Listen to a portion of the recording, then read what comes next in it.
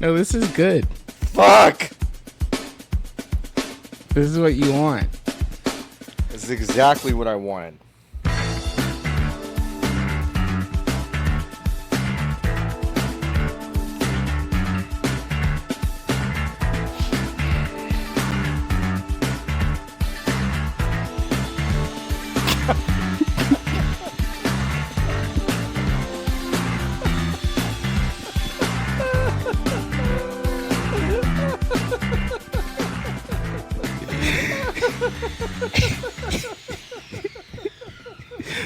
Folks, for our first trick, we'll be sawing the podcast in half.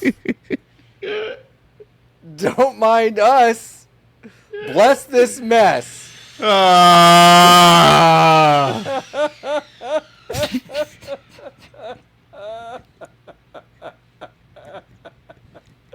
Can we somehow get that on a separate track for Jordan? I hope so. Do you think if Jordan gets a clean one, then he can tell the computer to take it out? We'll shut up the next time it happens. Yeah. Okay, we'll just stop in our tracks. Hi, welcome to VGB's episode 66. I'm one of your hosts, John Warren. With me is my forever co-host, Niki Grayson. Hello. How's it going? I'm half saw today, I guess. You're half saw. Yeah. You're the puppet. Just kind of in the... I'm the puppet Saw from the movie Saw. I'm the puppet Saw.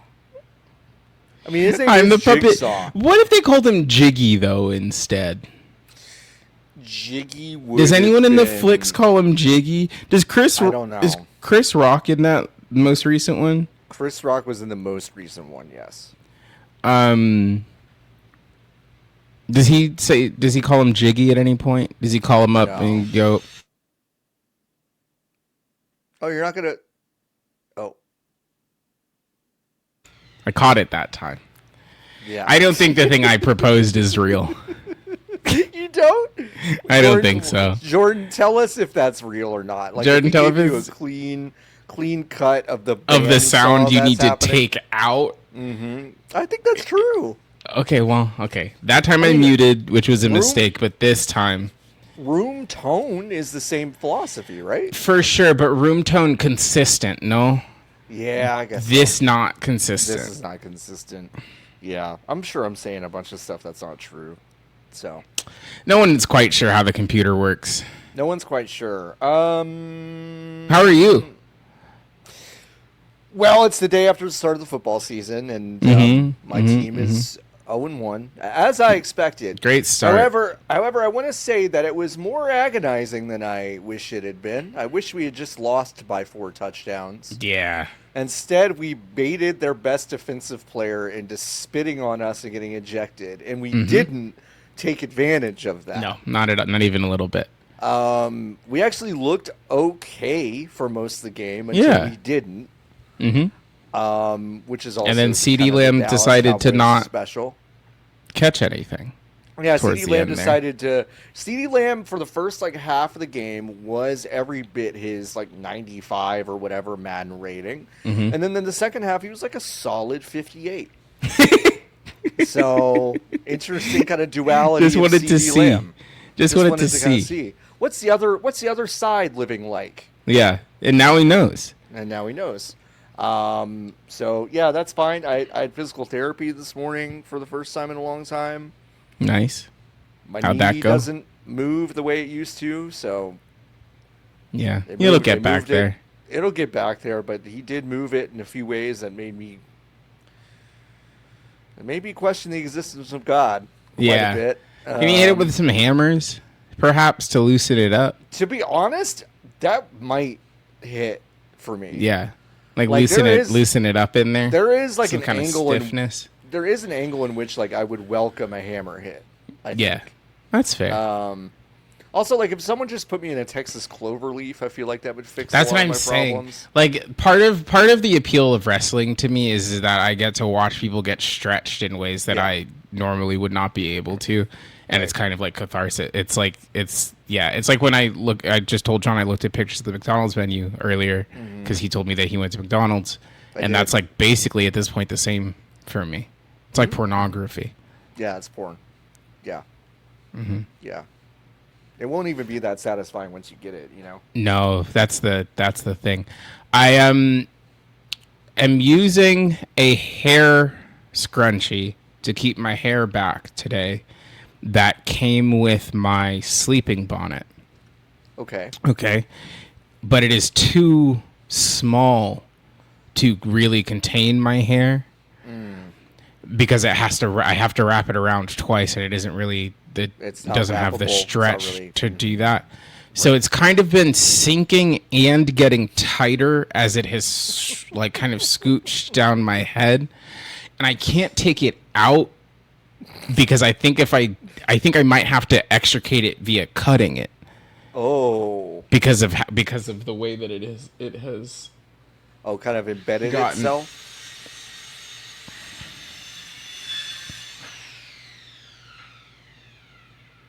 Because the way that it's kind of gotten in there. Now, I am realizing a fatal flaw in the theory you just made. Yeah, that was a full 5 seconds of silence if Jordan is able to get that out, right? Get that out of there. So it does only work. Well, no, Jordan got the clean one. Right. Christ alive. Jordan got the clean one. And then now he'll be able to take it out. Yeah, he'll be able to take it out.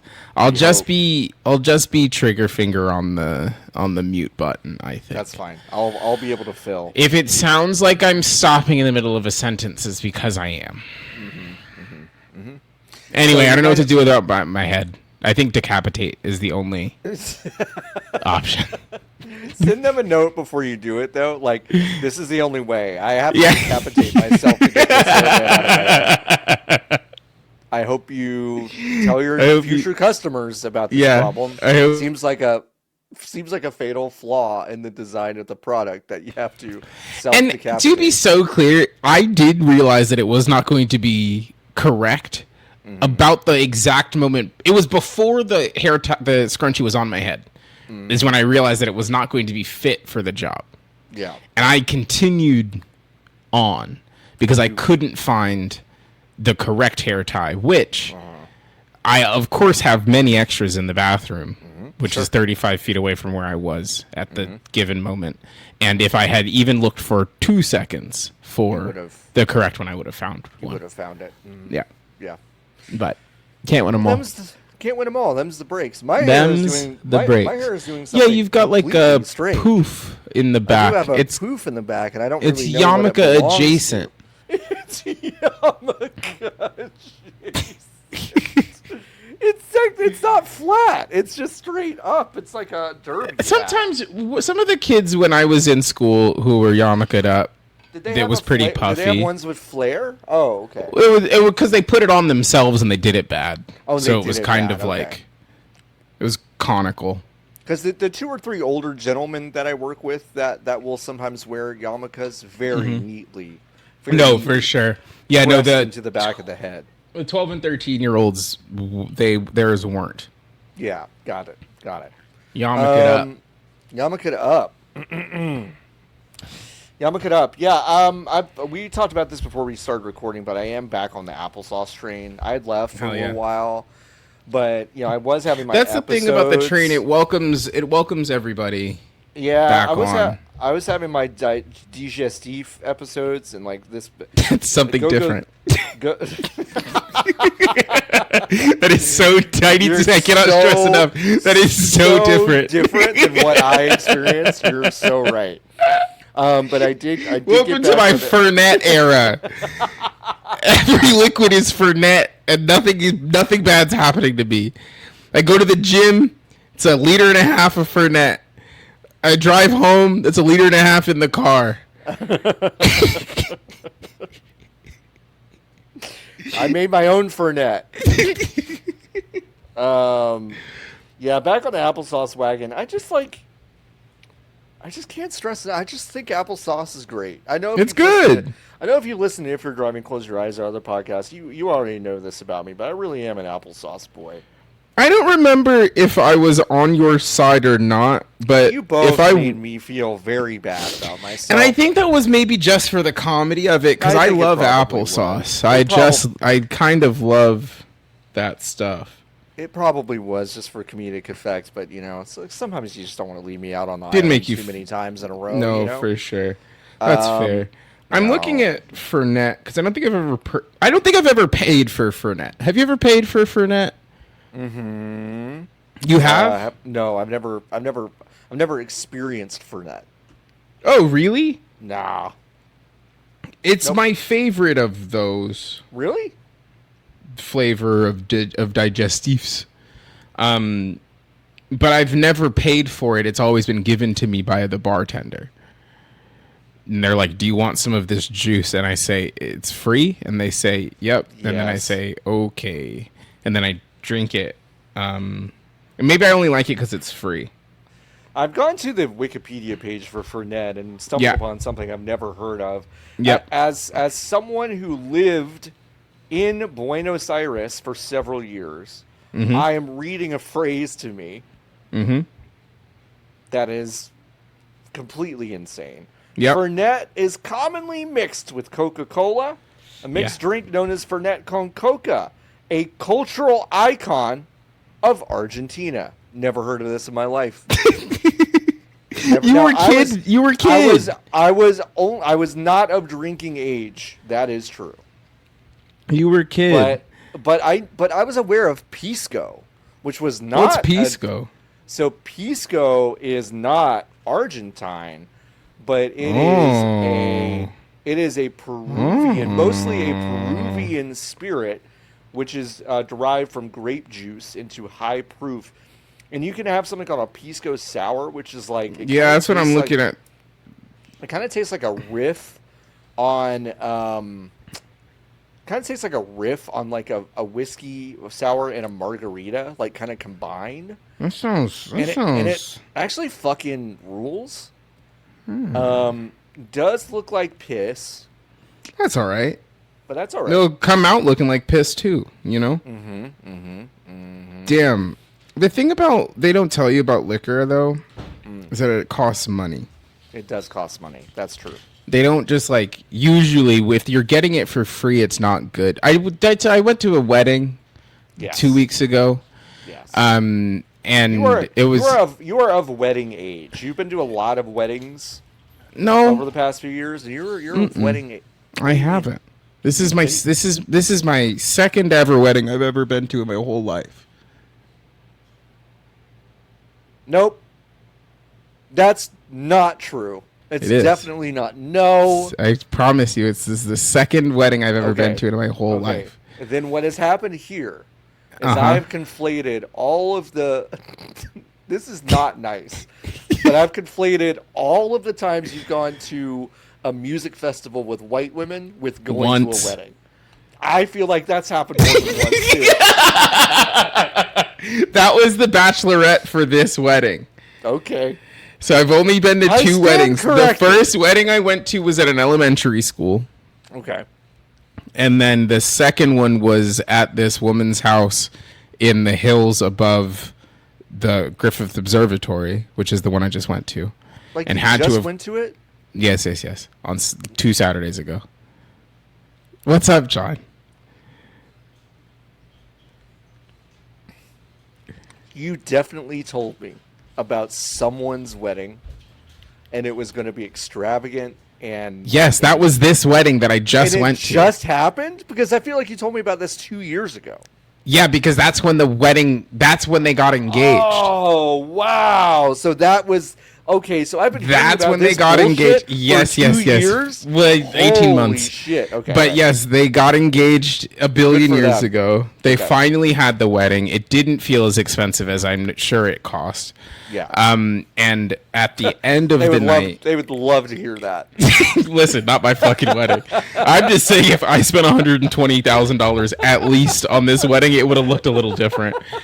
The venue was free. Yeah. Anyway, at the end of the night, my childhood best friend and I went down to the to the bartender because we've been going to the same one, which is at an open bar doesn't really mean anything, but like it's just kind of a nice. Yeah, you build a little rapport. You build a little rapport. And we went down there and we were like, give them a little walking around money. Yeah, we were like, what's the most? And it's for them. We were like, what's the most expensive thing you have? And he was like, I'm really glad you asked. And then he kind of pulled out 3 bottles. That's great. And he was like, no one's touched any of these. And he said, and they were all whiskeys. And we were like, we'll have whatever the most expensive whiskey of the ones that you've selected is. And then I had to pretend that I liked whiskey on the rocks, which is not. No, I'm not. Not really the case, but it was expensive, and I didn't have to pay for it. Yeah. And then I looked up how much the bottle was, and it was like $120. Whoa! I was like, that's crazy, and no one had any, and they had already bought it. Yeah. Well, what are they gonna do? Well, that's what I should have asked. I should have been like, can I have this, and taken it home? Like I need to be so clear. It is a miracle. Yeah. That the person that I went to this wedding and I didn't take anything. We had multiple long conversations trying to identify stuff we could take. Yeah. We didn't take anything. We considered taking some flatware, some plates, because the plates were kind of nice. We were like, we can each kind of get 2 plates and kind of hold them on our way out. And we kind of actually settled on taking nothing. Yeah. Which some people would say growth, but I actually think might be a regression. A regression, right? Yeah. Because that's the most redistribution of wealth kind of moment that I could have that I will have been served this calendar year. Yeah. Yep. That's probably true. So. That's probably true. Who can say? Well, we could try to go to like a banquet at Jerry World or something. Yeah, that would be nice. That'd be. We could easily steal stuff from there. Yeah. What are you gonna do? We gotta go, John. We gotta go to the race next year, so we can be race fans. They're doing it. Yeah. No. Huh. Yeah. Around in the parking lot where we parked, where the race cars are going to be. For all in. We should go because I'm learning it's very close to your home. It is. It's very close. And then we can see the cars go vroom. You can see cars go vroom around the parking lot. Yeah. Maybe the same guy will pick us up in a golf cart and almost kill someone with it. That'd be really cool. God, if he puts us on the track, that would be so sick. There's no reason for him to do that, but wouldn't it be so sick? It'd be so sick. Yeah. Maybe he'll remember us. Maybe he won't, but maybe. Do you think that he thinks you're all the same? I think he thinks that both of us are all the same. Yes. Yeah, that's what I'm saying. Yeah. Yeah. That's good. Yeah. Good for him. Yeah. Yep. Yeah. Good with clean living. If he he'll be out somewhere and sees another disabled white and his black friend. Yeah. Hey, I drove you all around the parking lot. And it's Steve Gleason and Alvin Kamara. They're the Saints. They've come up to see us. Oh, that's those guys. Yeah. That's true. Yep. It's true. Spit and image. Yeah. No, that'd be fun. We should go to the race. That'd be great. That guy's already dead. That us around, he died. He's got another 5 in him. He's got a good 5 in him still. I'll find out soon. I'm going to another Ranger game in 15 days. So. Oh, great! I'll find out. So, do they do prayer at Rangers games? I didn't experience that when I went. Okay, at the race they do prayer beforehand, and then. Because usually it's on Sunday, which is the day of Lord. So they got to do. Most of the drivers go to church in the morning before the race, and then they make everybody do a prayer, and then they kind of yell about. They say the word race fans kind of a lot, which is just an objectively funny phrase. Because then the drivers get out of the car and then they say all these race fans here in Milwaukee, and then it's like, brother, like I don't think you can just say that you're a fan of race. Like, what is that like? Like, I know what you mean, but I don't we're think down to the final 4 of the season, and we're rebranding it Race War. That's right. It's now Race War. Fight to the finish. Yeah, I mean, I wouldn't put it past them to do that. I hope so. That would be fun. Yeah, that would be fun. Yeah, video games, I guess. Game kind finally came out, huh? It's the same. Yeah. So okay, listen. Silksong did come out. Everyone, shut up. I get it. I said the thing over and over again, and it came out. You really got me. This thing had over 500,000 concurrents on Steam alone. Now that is crazy. That's crazy. It crashed every storefront it was on. Humble ran out of digital keys, which is didn't send enough kids into the mines. Didn't send enough kids into the mines. So this was a absolute runaway success for Team Cherry. Congrats. That's great. All of that stuff. Blah, blah, blah. I've played about 45 minutes of it. Shit is the same.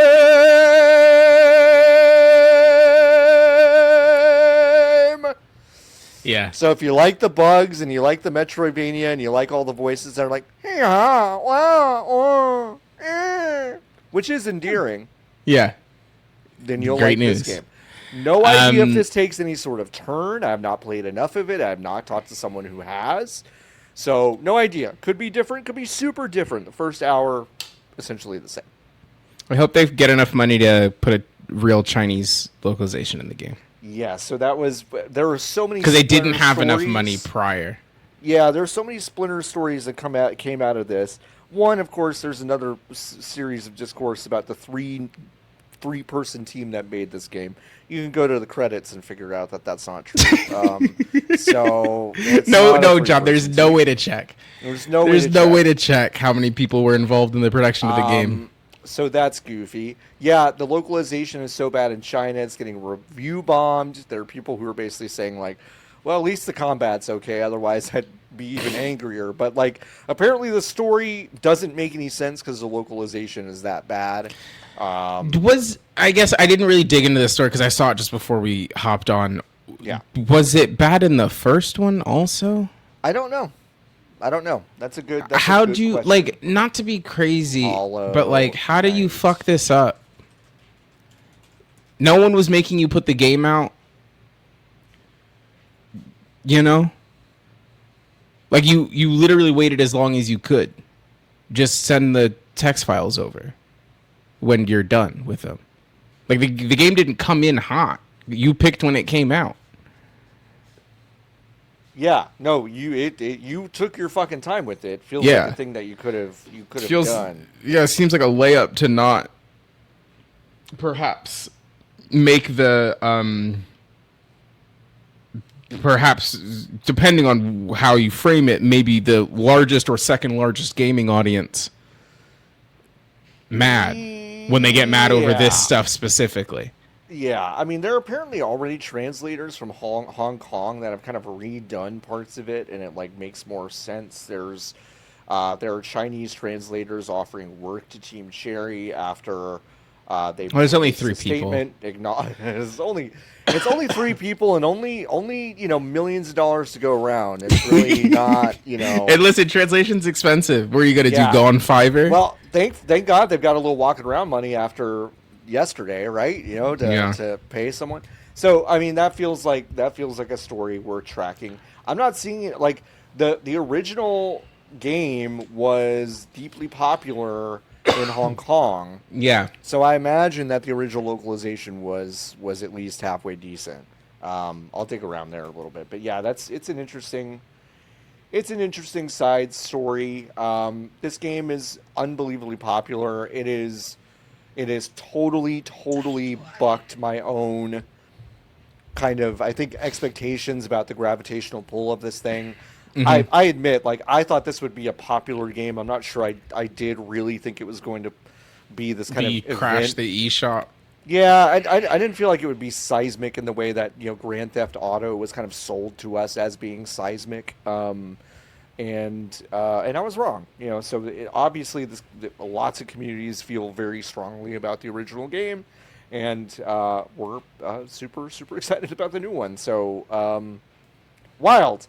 I will say two pieces have come out of this that kind of broke me. That IGN released a piece, and this was only about an hour and a half ago. Essentially, a dive into a piracy forum where everyone's basically like, for the first time ever, I'm going to play a game I paid for on day one. And it's being kind of like... Here's the headline on IGN. Wesley Yin Poole wrote this. I guess Silksong is just that respected, end quote. After Hollow Knight Silksong was cracked at launch, pirates are urging each other to buy instead, and some can't believe what they're seeing. Wait, what they're seeing in the video game? What they're seeing on their piracy forums. I understand. Not a great headline. No, not a very good headline. Okay, so there's some talk about how DRM free, and they give the stuff to the backers, and they get their choice of platform, and DLCs free, and all that stuff. There's a lot of stuff like, there's a feeling that Team Cherry does things the right way. Oh, brother. Okay? Oh, brother. Clearly, there's a huge amount of goodwill from across the internet directed at Team Cherry. I'm just going to read some quotes for you. Quote from NoShape6053 on the piracy subreddit. It's a 3 to 4 person team that has done right by their fans at every turn. Okay? It's only 3 people. It's Nowby says support the devs if you can. They deserve it. Beastfire24 says the only game I will feel bad if I ever pirated. Okay. Sidrin says, hey, the game is pretty cheap. This one, we should not pirate. Okay, so here's my... What's happening? What is this post? What is this post even? What is this article supposed to be alerting us to? Oh, by the way, some of the fucking worst people on the internet are psyched about this game? Awesome. But isn't it from if the politics of you stealing the video game, right, are that we think that the video games cost too much and the money goes to bad place. Too many people. To too many people. Yeah. Wouldn't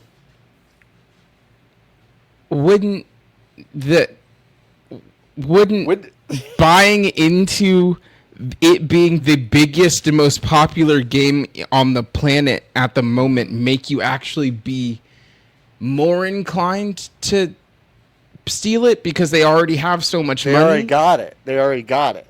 So at that point, actually, what is the $20 that you're taking from them?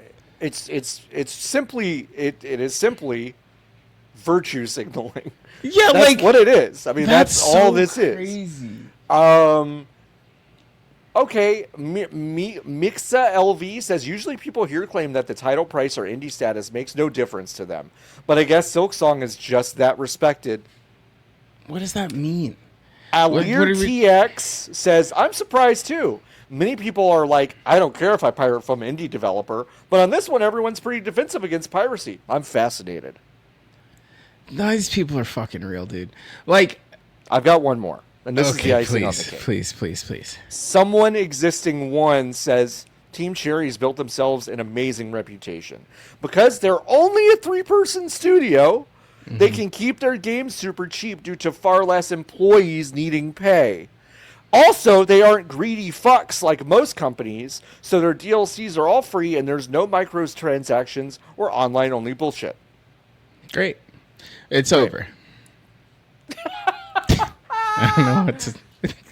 What is it? IGN, what is this? Hey, Wesley, what is this piece? You're the director of news at IGN? Tell me about this piece. The tone of your own editorializing is crazy, brother. I want to understand what this piece is. I don't understand it. I don't get it. And it's like, popular thing is popular. Yeah. Cool. I don't get it. Cool. It's the equivalent of popular being like, among everyone. It's got it. It's the equivalent of going into Target and then standing in front of the detergent aisle and then being like, I could just steal the Tide Pods, but the Tide Pods just clean the clothes so good. So I'm going to buy the Tide Pods, and then writing an article about those people standing in line in the fucking detergent aisle at Target. It doesn't make any sense. Makes no sense. Like, people are still stealing. He interviewed 20 death row inmates for murder. They all saw Superman and thought it owned? What a wonderful treatise on positivity, says Manfred Mann, who murdered his whole family. Like, what the fuck do we care? I don't know. Like, I don't understand what the point is. I don't get it. I don't get it. It looks the same. I'm happy that they get to play it. What I hate, genuinely, I don't really know anything about Team Cherry. I really don't. What I actually do kind of hate for them is that we're kind of looking at, again, which has happened with like so many things. Steven Universe is an example that comes to mind. Oh, you're trying to get it out. Uh-oh. Oh, and Niki's head popped right off. Uh-oh. Like a fucking Lego minifig. Oh, no. You got it. I'm free. You did it. What I think is so strange. What was I saying? I lost it. You were talking about. You said it's super strange. I think Team Cherry is. Oh yeah, what Team Cherry. Yes. With Team Cherry, I feel bad for them because now, like so many things that I think are mostly good, it is being filtered through, I think, a deeply unhealthy media lens. Yes. That I think is such an unforced error that we don't necessarily owe to the artist. I think is that's like not what I'm saying, but I do think it is weird when something gets hijacked like this. Yeah, they it is bigger than them. Yeah. And was also bigger than them before they even put the thing out, which is, I'm sure, impossible. But I cannot stress enough, I have no sympathy for them. There's only 4 people, and they made at least... There's only 3, 2, 4. That's the other part that I love, is that none of these people seem quite sure. There's how many people? There's only 3 to 4 of them. If only there was a way, again, to check. Yeah, Hollow Knight Silksong. I'm on Moby Games. So I can actually see how many people credits. It's not up yet. Yeah, to be clear, it is on the main menu of the game itself as well. Which I think I can. Here we go. I'm just gonna pull it up. John's gonna open the game. Every time I fucking switch over tab, it play a video that I don't want. I had to close the app. So far, 2 people were credited. Okay, there's a third. A third developer has hit the credits. Okay, and then there's a 4th. Okay. A 5th. Okay, so we're kind of over the 3 to 4 already. A 6th, a 7th, and 8th. Okay, interesting. A 9th. Okay. A 10th, 11th, 12th. So we are now at 3 times the number of people. A 13th. A 14th. Okay. 15, 16, 17, 18, 19, 20, 21, 22, 23, 24, 25, 26, 27, 28, 29, 30, 31, 32, 33, 34, 35, 36, 37, 38, 39, 40, 41, so 42, 10 times, 43, 43, 44, 45, 46, 47, 48, 49, 50, 51, 52, 53, 54, 55, 56, 57, 58, 59, 50, 60, 61, 62, 63, 64, 65, 66, 67, 68, 69, 70, 71, 72, 73, 74, 75, 76, 77, 78, 79, 80, 81, so 20 82, times, okay. 83, 84, 85, 86, 87, 88, 89, 90, 91, 92, 93, 94, 95, 96, 97. 97 people credited. So just a couple more than 4. More. Well, and also if you count, okay, wait, there's a 98th, and also the 2,158 Kickstarter backers. Which I count. Can I say something insane right now? Huh. It's kind of nuts that they didn't put the names of the 2,158 That's Kickstarter fucking backers. crazy. Can you? Because, I'd be pissed. Listen, I'd be pissed. I watch every single fucking H-Bomber guy video, and that dude puts every patron at the end of that thing. And he like says their names out loud. It's nuts. Anyway, I'm only half kidding. No, I do think that's crazy. Like, I feel particularly gross about credits only because I worked on Guitar Hero and that Black Ops and was not in the credits because I quote joined too late. Yep. Which is just I love that. That's like, what are you talking? It's a fucking text file. Uh-huh. But no, what? Put the fucking names in the thing. What? I probably whatever, but that's fine. Anyway, whatever. That's crazy. And then listen, I'm so happy that endless mode exists. So happy. Like I just love reading crit on my clean website. I just love it. It's great. There was a piece up by Grace Benfell. You should go read it. It's really good. It's called Silksong Hastens the Death of the Critic. And I think there are some good points here about Team Cherry being fairly flippant about saying, like critical acclaim, like critical lens doesn't really matter at any point except for after this game is out. We don't really give a shit about giving this to folks early. We feel weird about having other people play it before a Kickstarter backers. So no, I kind of understand that. Like to an extent, I understand that, and I also respect anyone that's like, yeah, we don't really give into the idea of that, like having a day one review makes any sense. But there are some salient points in this article. However, I also think it's really weird to blame Team Cherry for a problem that I feel like critics themselves and institutions themselves kind of let the fox in the henhouse on this like a very long time ago. Yeah. Like, I don't know if the publishers and developers are hastening the death of the critic as much as we essentially let that happen with the advent of embargoes and online advertising and the race to be first. Like, I think it's the institution's job to protect its own values and not the artist's job to do that. Also, it isn't, and also, like, we really we try to paint, this business tries to paint every single thing as being the exact same weight when it isn't. This game could have come out, they didn't do a review cycle for this game, right?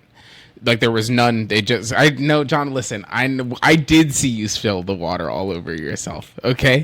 And you looked at me to see if I saw, and I didn't kind of indicate, and then I just kind of held it. I looked at the camera. I looked at my camera to see if it was that. Yeah, it was good.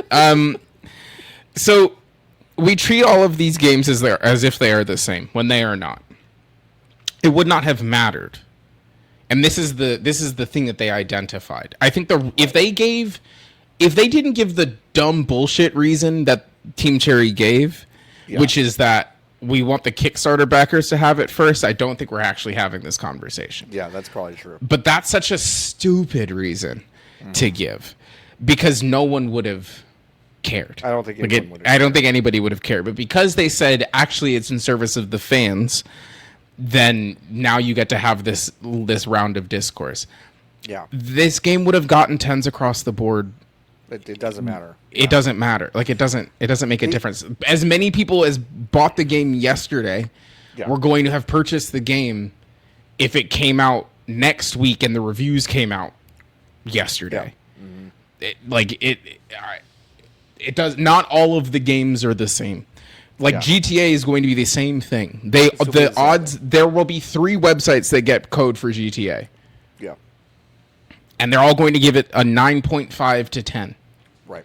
It will not it's not going to matter. It doesn't matter. and that is not that is not on GTA. Like, it is not representative. Like, GTA is not responsible for the death of this industry. No, it is just a thing that happens inside of it. Yeah. Yeah, I mean, a point is made, hey, if Ubisoft or Sony had dodged launch reviews, that would be suspicious. No, we would just assume that the game is bad.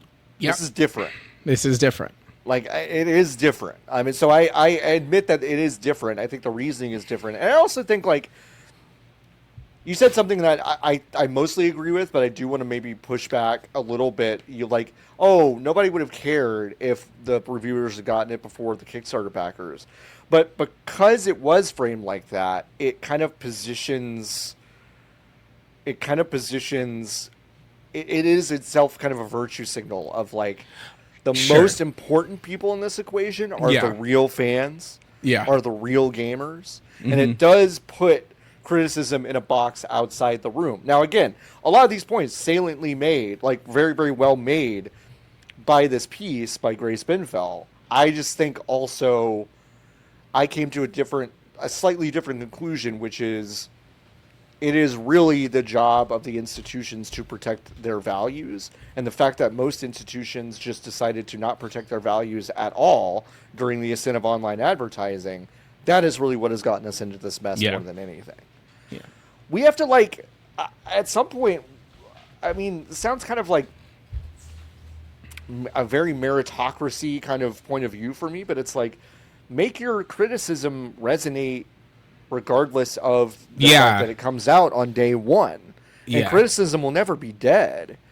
But day one criticism, quote unquote, review embargo bullshit, I don't necessarily that's just you defending. Yeah, I know for sure. People are just mad that the number didn't go up on the website that day. Right. Is actually what it is. Which is a completely different conversation about a completely different thing. Yeah. So yeah, I just think it's interesting. I love it.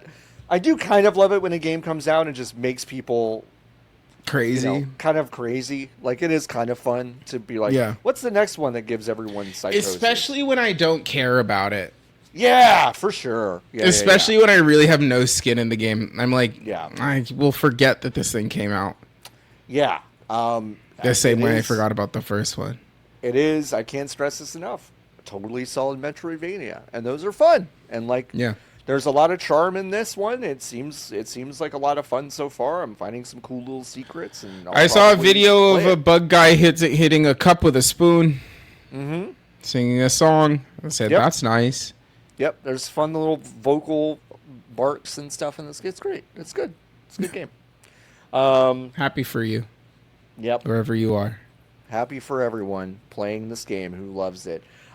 Jim Bond got a trailer, which is happy for James. Jimmy Bond. Jimmy B. The degree to which this game is just Hitman is really delightful to me, actually. Pretty funny. Yeah, really good. Saw a deeper dive into the gameplay, and it's just Hitman without the ultra violence. I also wonder. Well, is it now? Hold on. Is it? Because in that thing, he blows up a lot of guys. Like, a lot of guys, he does explode them. What I'm saying is that I did not see an abundance or any evidence that, like, you will put a gun up to someone's head and kind of see their brain splash against the wall. For sure. That's not happening as much, I think, in this thing. I don't know if Jeff Bezos would be okay with that, the steward of Jimmy Bond. Yeah. But yeah, Jeffy B's Jimmy B. Jeffy B's Jimmy B. Oh God, do you think that's why he's into James Bond? Yeah, probably. Same initials. Oh, gross. Makes a lot of sense. I think I am interested in this game in the sense that when GoldenEye came out, I think everybody thinks of that as just kind of a fairly straightforward first-person shooter, but there were like a lot of different objectives in those levels, and a lot of them were optional. And that does kind of tie into the ethos of the Hitman design. And so I do see a lot of parallels here. It makes a lot of sense. I think that's going to be a lot of fun. I kind of wonder, though, like, a lot of it seemed fairly tight. Yes. And Hitman thrives in moments of kind of chaos that emerges from decisions that you make, and I'm kind of wondering how much of that play will actually be so there. I think that the actual thing with this game is that it is going to kind of feel like two video games. Like where you know when you would get a video game like a Call of Duty, and I guess they still are like this. It's like, but no one cares about the campaign anymore. But like, there's the campaign and the multiplayer, and they have the same. They use the same words, but they are putting them in different orders. I think that the main thrust of this game, the like campaign mode of this game, is going to be. Yes, you are moving through these spaces trying to get from point A to point B because you need to move the story along. Yes. But I think when you finish the game, I think it will open up these spaces. Kind of sandboxy. And sandbox you in a little bit differently, and it will just kind of be more Hitman-y than not. That tracks. I don't know that for sure, but that's kind of what feels like it would be smart in my brain, because there's no reason like you don't just keep having the elusive target style stuff and the escalations that are currently in Hitman. It doesn't make any sense to not let the player play with those things, even if the spaces are smaller. They showed in this it was a state of play, which I didn't realize it was a state of play. I also did not realize it until after it happened. Yeah, it was like, oh, this is happening. So you play through a mission where you drive a car that looks really fucking blows to drive. And I couldn't tell if the player was operating the vehicle or if the game was operating the vehicle. And when I went to TennoCon, when I watched the live demos, I hadn't watched a person actually touch the controller at that close. Yeah. When they were playing the game, and you obviously don't play the video game like you're a regular person when you play it cinematically like that. So I have a lot of questions about how the driving feels, because it didn't look very good. It didn't look good, and it just looked like I was like, hey, remember what was the name of that game? Was it just called Stunt Driver? Stunt Driver? Yeah, that seems right. Video game. Stunt Driver? Was it Stunt Driver? Stuntman. No, it was Stuntman. So Stuntman, I liked, and it would give you these very small little check boxes to hit in these very tight scripted action sequences. And it would just kind of give you one after the other, all that stuff. And I like that game. When you put what appears to be that in the middle of a game that feels like something totally different, feels like something bigger. Yes. That feels really out of place. And I understand, again, completely lacking context. We have no idea how many car chase sequences there are. The game's not close to done. It doesn't come out until March, quote unquote, allegedly. I would be surprised if it slipped, but I guess only God knows. But it did look like a smeary mess in the in that last segment. It just feels like those vehicle set pieces in Uncharted. I think this is going to be paced like an Uncharted game. Yeah.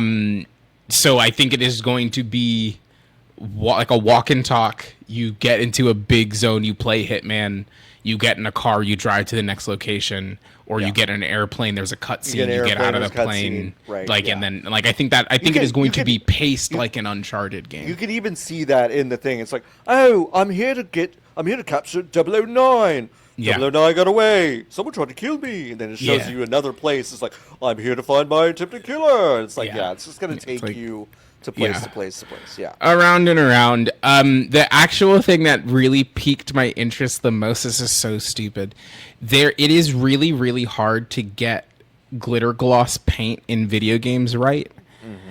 And there's one shot where they linger on the rear quarter panel of the Jaguar XJ that they drive into the thing. And I looked at the paint and I was like, "Oh fuck, y'all did the damn thing!" You really got that car in the fucking room, and you were like, "We are going to get this right," because usually you don't get that kind of paint quality detail unless you're playing a Forza or a Gran Turismo.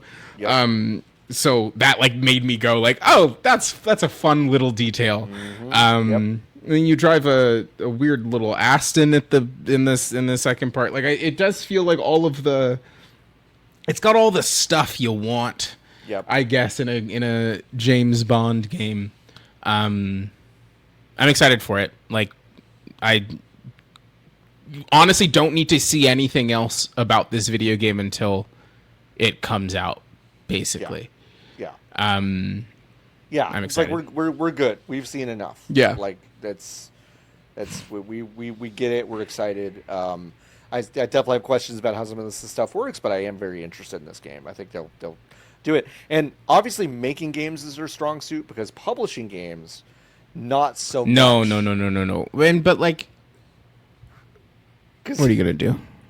Because they published Mind's Eye, and boy, there was a recent interview with the head of IOI who was basically like, yeah, man, like we felt like that had a shot, but we kind of beefed it. And good to get this stinker out early, though. Maybe. Yeah. Well, they asked him like, "Are you going to publish more stuff?" He's like, "Remains to be seen, brother." Like, that's awesome. I'm like, that's I don't mind. Cool. Like that's a decent response, because it's like, woo, man, Yeah, I would also maybe not touch it. Clogged the toilet on the first one. I'd be gun shy too. Like that's pretty rough. So pretty interesting. They can't all be winners. They cannot all be wieners. Yeah, it's true. Hey, Football Manager 26, they skipped a year last year because they couldn't get Unity working right. Which is like, listen, so truly, it's a very relatable reason to delay a game, but it is funny to say. We just like this team that has made so much money that Sega publishes all this stuff. It's like, yeah, I just couldn't really figure out Unity. Huh? Yeah, I couldn't figure it out. Couldn't figure it out. And then we also, I guess, couldn't just do a roster update for the last one and just be like, it's $20 this year. Like it's just $20 because there's not really anything in here. But like, they couldn't even do that. The most relatable thing they did is they essentially just lied about it until they couldn't anymore. They're like, we're working on this and it's going to be great. We just need a little bit more time. And like, if you don't know how Unity works, that we just need a little bit more time just means like we have no fucking idea what's going on. We're getting the error message every single time we try to play this thing in Unity, and we have no idea what's going on. They won't return our calls because they're basically a defense contractor now. We have no idea what's going on. So anyway, they did skip last year. They did a trailer for this one. It's mostly in-engine, on the pitch stuff. Which is, again, cancer assisted now, not something you're controlling. This is all it's just you simulated. Yeah. Would you believe that the YouTube comments on the official video mixed in terms of people going like, you skipped a fucking year for this? And blah, blah, blah, blah. I have to pitch in myself and say, as someone that has wanted to get into Football Manager but has been disappointed in what the actual on-the-pitch action looks like, I watched this trailer and I thought, actually, this is pretty much good enough for me to like. That's all you want. Get involved. That's all I kind of want. I don't need something that's like. I don't need something that looks like FIFA 26. I don't need that. I just need something that is a facsimile of what I want to see and what I'm managing and all that stuff. So I am personally excited about it. But the comments are split. Some people are excited. Some people are deeply skeptical about what is actually being invested in.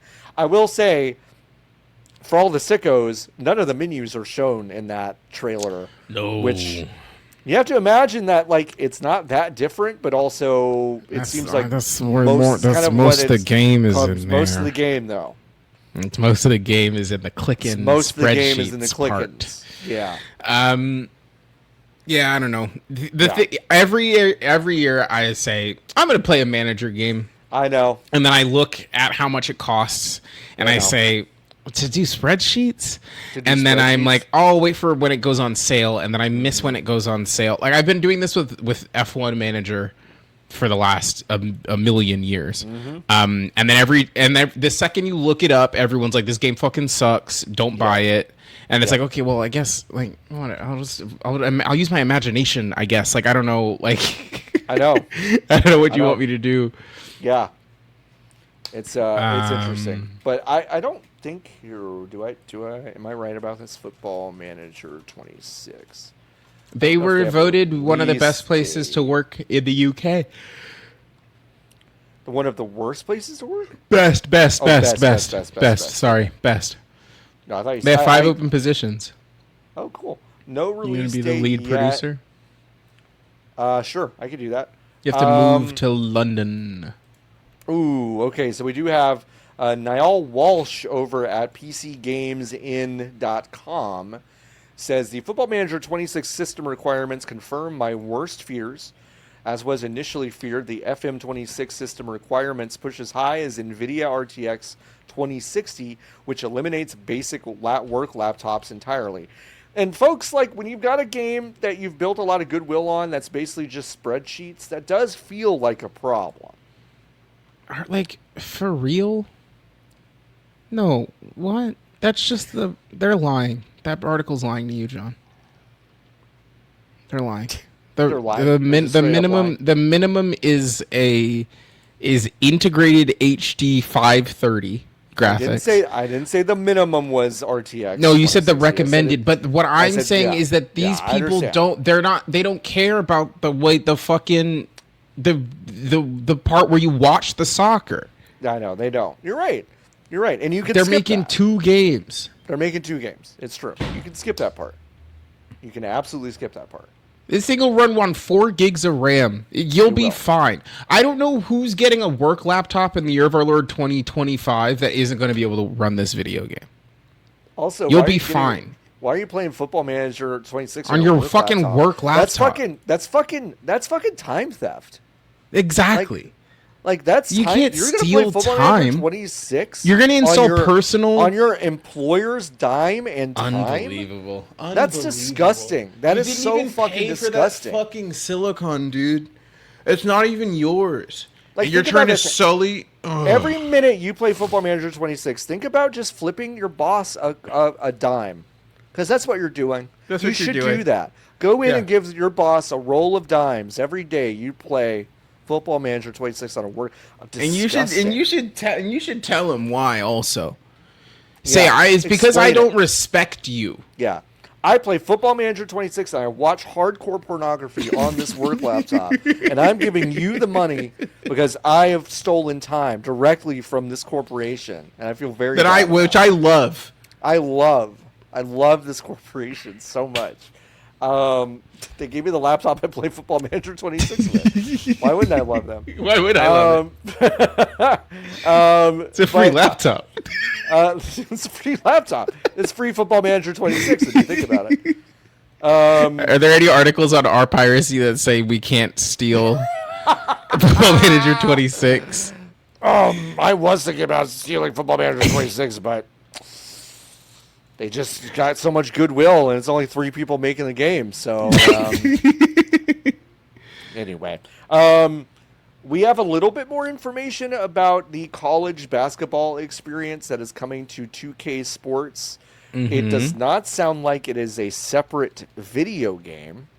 It sounds like they're putting 100 college basketball programs into a future college basketball experience.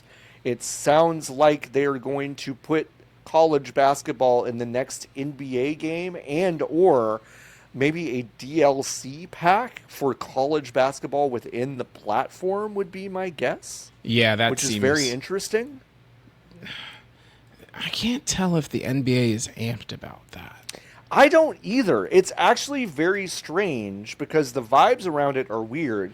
In so much that EA Sports has basically rescinded their proposal to make college basketball games after 2K Sports was like, we're putting 100 programs in NBA 2K, but we're not going to say exactly that yet. Yeah. Which I don't know what EA Sports is doing anyway because they can't make a fucking basketball game. No, they haven't made a good one since 2006. So it's been a long time. Oh no. Darn. I'm I don't know if I'm the NBA. I don't know how I feel about this. I don't either. I think it's actually. I feel like I'm losing a little bit of the game that I have.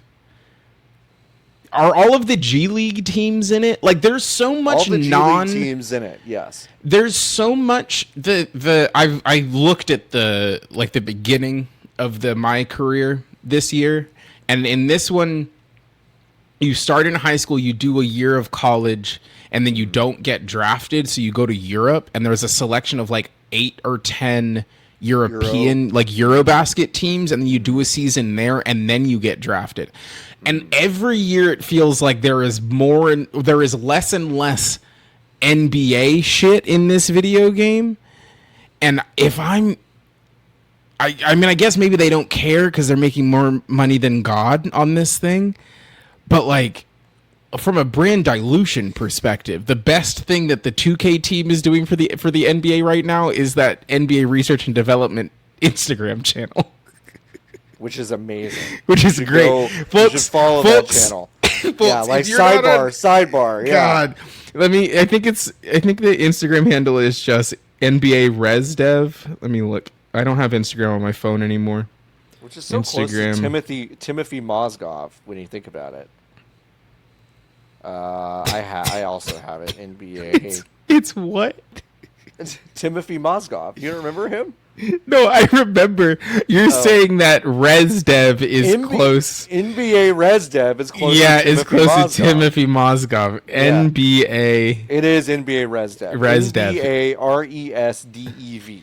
And they have in great videos that they get paid way too much money to produce that are titles like "Do the Celtics Run on Dunkin'," which is a video where they determine if they perform better when they are in a close radius to a Dunkin' Donuts. Amazing. There's a video called "Should We Replace the Basketball," where they try to figure out what a better basketball would be. There's one which is my favorite. They did 2 back-to-back ones, which is "How does Mercury retrograde affect the Phoenix Mercury?" And then there is a Mercury retrograde performance index where they just kind of determine who if anybody suffers when Mercury is in retrograde. It's a lot of good stuff, but it is coming out of the 2K team. Yeah. Like, it's the 2K digital team, and it took me a second to figure out where it was coming from, because it was mysteriously well produced and in an office. Really, the thing that threw me off was the fact that they were making the videos in an office building. And I was like, so this is their job. Yeah. But where do they work? And then I did some Googling, and then they work for 2K. Yeah. The brand dilution conversation is interesting. I want to stay there for a second, because I think you could make the argument to Adam Silver, and I'm sure the argument is being made. Yeah. That, listen, the name of the game is always going to be NBA. Yeah. The filter is always going to be through the lens of NBA. Yeah. We are mostly going to be finding ambassadors for the game that are in the NBA and the WNBA. So, all roads lead through here. But it does increasingly feel, and this is so strange, because honestly, my ideal situation is that sports games kind of do take this tack, which is, it's basketball. Hi. Yes. Welcome to basketball. Yeah. And I kind of if money was no object, I kind of love the idea, and take it a step fucking further. Start us in high school. There's a ton of high school teams. Now there's a ton of college teams. And now there's NBA or Euro or G League or whatever. I like the idea, but in 2025 with brands and licenses and leagues, it feels, if I put on my corporate hat for a second, irresponsible to dip your toe here, because it does feel confused. Because every year they have to figure out, which is why I think people don't play them. There are 2 modes in 2K that are actually important, I think. And it's My Career, which is the mode that nobody plays. Not that nobody plays it. Many people play My Career. It needs to be so clear. That's where they make the money. Or it's the second place they make the money. Yeah. But when you figure out what the NBA thinks that they are saying, from these are the stories that we as the league can tell. Yeah. That's where it is. It's in my career. So the number of times they have done you are at a generic high school, but you do end up, and they have selected like a handful of college teams, and it goes back and forth. Like they have it in the game, they take it out of the game, they have it in the game, they take it out. Yep. But yeah, the game would be better served being called Basketball 2K25, but obviously you can't just do that, right? Because the NBA license is so valuable, and it isn't the same as soccer, because FIFA doesn't mean anything. Correct. Like because there's no. I guess there is a governing body for basketball. Right. But that isn't how that sport specifically works. No. Like the NBA is where the best people in basketball play basketball. The WNBA is where the best people in basketball play basketball. FIFA is not where the necessary, like that's not, like you don't play in FIFA. Yeah. And also like to be kind of like, I don't know. Like football, baseball, hockey. Mm-hmm. They all kind of treat college like it is the necessary stepping stone for you to get into the major system. Yes. Okay. Now, baseball, very international. Hockey, very international. So those things are not one-to-one. But like football, certainly. Basketball, I would almost argue, the NBA specifically, I would almost argue, has so deeply eroded the pipeline from they don't college to the NBA. They do not care. They created a league designed to bypass that entire process. They used to allow you to skip the process completely. Yeah. Which I still kind of probably think would should be go okay. back. They should just go back to doing that. Yeah. Like, because when you think about, I don't know, Kobe Bryant, Kevin Garnett, LeBron James, sometimes you just fucking know. Yeah. And it's just like, why what's the point of wasting time? Why skip? Yeah. When it's like, or just go fucking for it. So there is something there that's kind of odd. And it's like, do I want a quote unquote college basketball experience, which is just a pipeline into the NBA game? Not really. What I want is a college basketball experience where I can take the Texas Longhorns and play 30 seasons and do all the recruiting and have all that environment and actually really immerse yourself in that college environment. Yeah. I don't know if that's what they're doing. No, there's no way. I don't think that's what they're doing. No. My best guess is they'll be like, we're going to give you the tournament. Which is okay, but that's not really what I think most people want from their college. Yeah. Like, they made College Hoops 2K8, which is like still a highly regarded game, and they have not really made any of those since. And they could do that again, but they're balking at that, and they're saying, we're going to do this experience. Which is stupid. Which is weird. It's very odd. But yeah, also EA just bailed from the whole conversation, which is super funny to me. Super, super funny. Firaxis laid off some folks on the Civ teams and Midnight Suns teams, which is a huge bummer. A lot of narrative folks lost their jobs. You can see a lot of them on Blue Sky. They've been posting it. I've reposted a few of them. Not much to say. Those, again, teams seem to be doing well, and then it's like, we gotta change. We gotta make sure our structure's set up for success in the future. Just shareholder bullshit. So, probably enough said about that. Yeah. You wrote something called Kirby Star-Crossed Fuckabout, which is like that's not the name of the game that I think I've seen, but did you play something different? No, that's what it says. So when I boot it up on my Switch, that's what Kirby says. What is? Hi, welcome to Kirby Star-Crossed Fuckabout. Yeah, do you remember Kirby and the Forgotten Worlds or whatever that game is called? I do. Okay. For the Nintendo Switch, yes. Yeah, great news. There's more of that. They're more of that. They put it on the Switch too. Yep. That's it. Oh, really? That's like it's so tough because it's the worst kind of DLC, which is I've started playing it and I'm like 80% sure that the stuff I'm playing is new.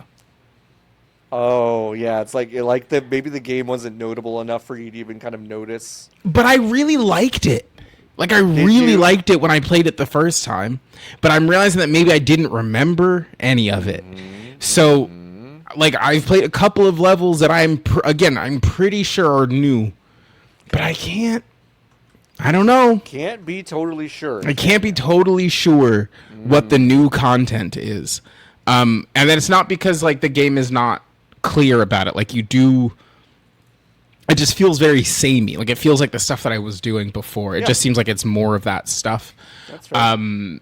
So yeah, I mean, like, I think here's what I'll say about it. If you have never played the video game, I think this is a great place to come into it. If you have already played the video game, you probably don't need to go back and play this. Okay. That's basically the calculus that I would do. That's fair. Yeah. Okay.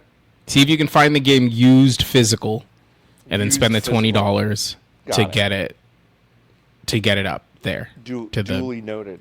Yeah. Duly noted. I didn't play anything else this week. I wanted to play more We Are OFK, but I was busy. But I think I will power through more of it. Wait. You were AFK? You want to play more of We Are OFK, but you were AFK? You're away from keyboard? You're away from it? Yeah, John, I was kind of away from the keyboard. Yeah, I was kind of AFK. Or AFK away from controller with a K. Isn't that good? Like I'm in Mortal Kombat. Yeah. This is the last episode of the show. So, yeah, John, we didn't talk about the Street Fighter movie at all. Oh, God. Okay, so, yeah. They casted the Street Fighter movie. I mean, we knew that Roman Reigns was going to be Akuma. We knew that. I did not know that David Dastmalchian was going to be in Bison. No, I didn't either. I don't know. I think they feel like that's a Raul Julia choice pick, and I don't think that's a Raul Julia choice. Yeah. I don't know anything about him. So. I think it is too ironic of a choice for that role. I think it is a too aware choice of that role. Did they need to have picked someone who didn't know what Street Fighter was kind of at all? Do you think this guy knows what Street Fighter is? Did Raul Julia know what Street Fighter was before he came into the role? Famously, Raul Julia was literally dying of stomach cancer when he got the script and he told his kids about it, and his kids were like, I fucking love Street Fighter. And he was like, I'm going to be in the Street Fighter movie for you so you can watch me because I'm going to be toast in 6 months. Oh, that's delightful. Which is so sweet. Well, not delightful, but you know. No, it's so sweet. And at the end of that movie, it shows Raul Julia and it says Vaya con Dios. Yeah, go with Todd. Go with Todd. And so it's very sweet. I think David Dastmalchian probably knows Street Fighter because he was in some DC stuff. He was in The Dark Knight. He was in a few things that I'm like, you're like dork adjacent enough that I think you know what you're probably Street Fighter aware. is. Yeah. Cody Rhodes is Guile. Get the fuck out of here. That's right, though, is the thing. It's right, but it's also like fuck off, but it is correct. It's correct. I know. Do you think he's gonna keep? Now, wait. This is what a delicious question. Because his neck tattoo does actually look like the Shadaloo. It's I think they're gonna logo, but with an American flag. I think they're it is going to be. Get rid of it. I think they are going to make up it out and then put it in the exact same spot. Like I think if I'm doing it, if I'm doing the movie, the joke there is that Guile, because he doesn't like it and has been on paper as not liking it. There is a line in the flick. Yes. Which is so funny to me. Which is really funny. I think there is a line in the flick where someone is like, I cannot believe you got the tattoo logo on your neck. And he says, I can't either. Yeah. And then that's it. And then he does have it on his neck for the rest of the movie. Interesting. Noah Centineo looks fucking crazy. Mm-hmm. Whatever his name is, from All the Boys I Loved Before or whatever. He looks... They gave him... But they took it away from The Rock and they gave it to this kid. Yeah. He looks beefy. Fucking crazy. Beefy. Like top heavy, like a triangle man. Yep. It's nuts. Yeah. Hiroki Goto is going to be E. Honda.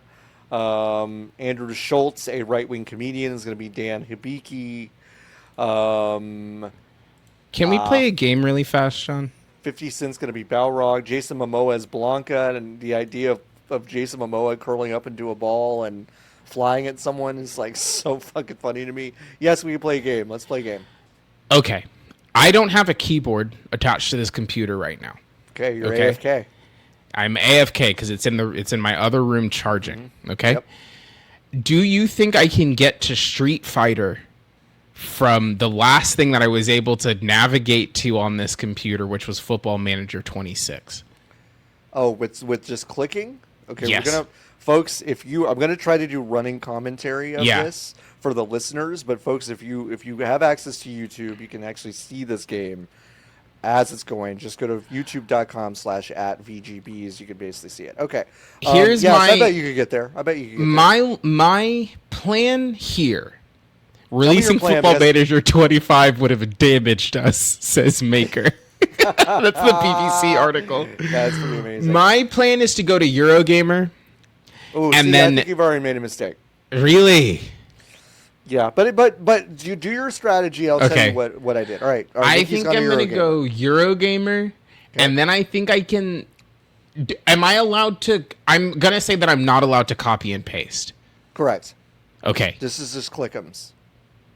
I'm just going to go straight to Eurogamer. Okay, straight to Eurogamer. Now I'm all the way back. Page. Wow, there's so much Silksong on the homepage. Yeah. And again, this is part of the conversation that I was like, I guess I don't think I really circled the square on earlier. Nikki, please accept your cookies. I'm just kidding. I don't care. I'm only going to give them the performance cookies. Okay, good for you. Good for you. I can't figure out what to do. All right. It's not like that every fucking article on the website is not gonna be about Silksong. Like you're still gonna get the big numbers that you want. I know. It's just at the same time as everybody else, which is what was going to happen before. I know. Okay. Ooh, this was a mistake, John. Yep, I know. I absolutely, this was a mistake. Yeah. Do you think I can get there from Skull and Bones? Try it. All right. Nah, this was a mistake. This was absolutely a mistake. GTA 6 will be the first quintuple A game. If I go to news, filter by fighting. I think you're going to get there. Ooh, whoa. Capcom, they didn't write about it. They didn't write about it. What the fuck are you talking about? Never. Hey, that's just, folks, this just proves it. Don't put your faith in Europe ever. They will disappoint you every time. For some reason, they have put... What? Okay, I've filtered by fighting game news here on Eurogamer.com. The first article is from yesterday, and it says 9 months after release, Marvel Rivals will arrive on your aging PlayStation 4. Mm-hmm. Not a fighting How's that related? Not a fighting game. I don't know. Not a fighting game. If I go to Mortal Kombat movie, Deadline. Oh, wait, no, but if I go to Deadline, I'm going to get far away from it. Unless Mortal Kombat. Ooh. No, you won't. I was thinking that they were going to say Street Fighter in here. No. Go down to release dates. Click it. Go down. Go down. I'm scrolling. Ooh, okay. See, no, because now we're at the July 23rd. Wow, we fucked it. All right. We fucked it. Okay, wait. Go all the way back to Go all the way back to the original. I don't think I can click back. What do you mean you can't? Oh, I see what you're saying. Go all the way back to. So you're just saying that I've lost. That's fine. Yeah, you've lost. Go to the Wikipedia page for Football Manager 26. Oh, there is none. Okay, it isn't. All right, never mind. Goodbye. Cool game. Cool game. We lost.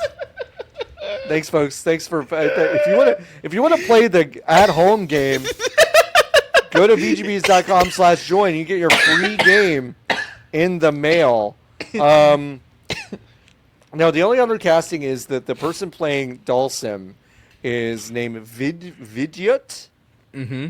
And it appears to be about 30 years younger than Dalsim is in real Maybe life. he gets aging surgery.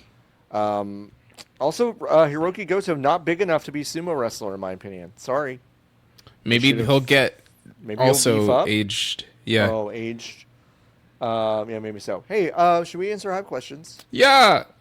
Go to vgbs.com/join. You can ask us questions over on the Hive category. Go to Hive Questions channel. We just have a running total. You know what, Nikki? We got to do is start marking the ones that we've answered because I'm okay. Well, we can do that. I'll do that right now. Awesome. Let's see. Jason asked Nikki, how does it feel working with the Jair Bolsonaro of the left? Pretty good. We're both obviously independently wealthy. Mm-hmm. Yeah. And that's kind of honestly the biggest perk. Mm-hmm. I don't even see that one. I did. I got it. Don't worry about it. I already got it. Okay, great. Mm-hmm. Yep. Let's see. Jason also asking, does Bethesda still exist in its current form long enough for the next Elder Scrolls game to actually release? Yeah. Yeah, I think so. I think it might contract a little bit, and they may not make like another Starfield follow up, and they may they said that they're doing. I don't think they're gonna get another Starfield, but I think they did announce that they're doing DLC. They're doing DLC, which they'll be around. I'll be playing. You'll be playing because that's one of your favorite. I just love the game so much. Mm-hmm. I'm just so curious to It's just like it's a thing where it's like. It's trying to resuscitate a dead horse. Yeah. Is what they're doing. Like the horse came out dead 3 years ago. We're not beating a horse. We're trying to reanimate a horse. Yeah, and it's like, no, gang, the horse has been dead. It came out dead. Yeah. And everyone kind of moved on from the dead horse, and you're the only ones out here trying to bring the horse back. Don't relax. It's over. I'm quite disturbed by the imagery of Todd Howard staying behind where everyone just kind of saw a stillborn horse. Yeah. And he's like, it can happen. It can happen. Todd, listen. Hey, Todd, man, that's just a dead horse, brother. I'm sorry. Sorry. Listen, gestation period's long. Make another one. Make another long one. Is there a game you've tried multiple times to get into over the years but could never come around to it? That is Dylan asking this about Snake Eater. Thought the Snake Eater remake would work for me with improved controls. Turns out I just still can't stand this game. Damn. It's a good question. I mean, I've tried multiple MOBAs and then they all kind of they bounce off for me. Like every time someone's like, we've made the MOBA for people who don't like these, I kind of actually do try it. And then I'm like, this fucking blows. Yeah, Counter-Strike, League, and Valorant, I think would all fall into that category. Yeah, that flavor of also first-person shooter, that like tactical first-person shooter is also not it for me. It doesn't scratch the itches that I feel like I want to be scratched. Jason asking, what's the most interesting animal you've touched? Great fucking question. I have, when I was in Australia, touched a lot of weird shit. Like weird fish when I was down there. Because I went to the, I've touched a goblin shark. The severed head of a goblin shark I have touched. Oh, The severed head of a goblin. Yeah, because I went on a tour of the National Museum when I was down Skull there. or with flesh on? With flesh on it in a bucket of formaldehyde. So basically, when they store these animals, I don't have any pictures because you're not supposed to take pictures and stuff down there. Oh, you're not supposed to. I'm sorry. Yeah. No pictures of the fish head we keep in the bucket. It's gonna raise more questions than we're comfortable answering. Yeah, no shit. So when I was in Australia 2 years ago for the World Cup, my friend Emily, who I went down, lives down there, she is a marine biologist, and she works for the government, the science wing of the government, as a marine biologist. She takes pictures and logs marine creatures. She goes out on expeditions where they go out and they check on traps and stuff. They go and they catch fish. They document the fish. They either throw them back or whatever, blah, blah, blah, blah. Yeah. So she's got a lot of museum connections because she also used to work for the Western Australian Museum before she moved to Tasmania. So she has a lot of connections in the museum business. When we went to the National Museum of Science in Australia, we went down. Oh wait, no, actually it was the museum in New Zealand. Te Papa is, I think, what the museum is called. Okay. Anyway, we went down into the fucking bowels of the museum, and I saw they just got a bunch of shit in jars and stuff down there. Okay. And it's just like you will go through. It's like a library of dead animal in jar. Cool. And then you look at dead animal in jar, and then they pull them out, and they pull them out so they can look at them, so they can compare them to other stuff, and they put them back. And then they kind of just were like, okay, you can walk around for a while. So Emily and I spent 2 hours down there just looking at dead lizards and dead fish and stuff. And at one point we got to the shark room, and the goblin sharks are so big, and they've got a lot of the stuff on the body they basically understand. So they're like, well, we have limited space down here in the bowels of this museum. Yeah. We got to keep the important parts, so they'll sever the head of the shark, and then they'll dump it in a bucket of formaldehyde.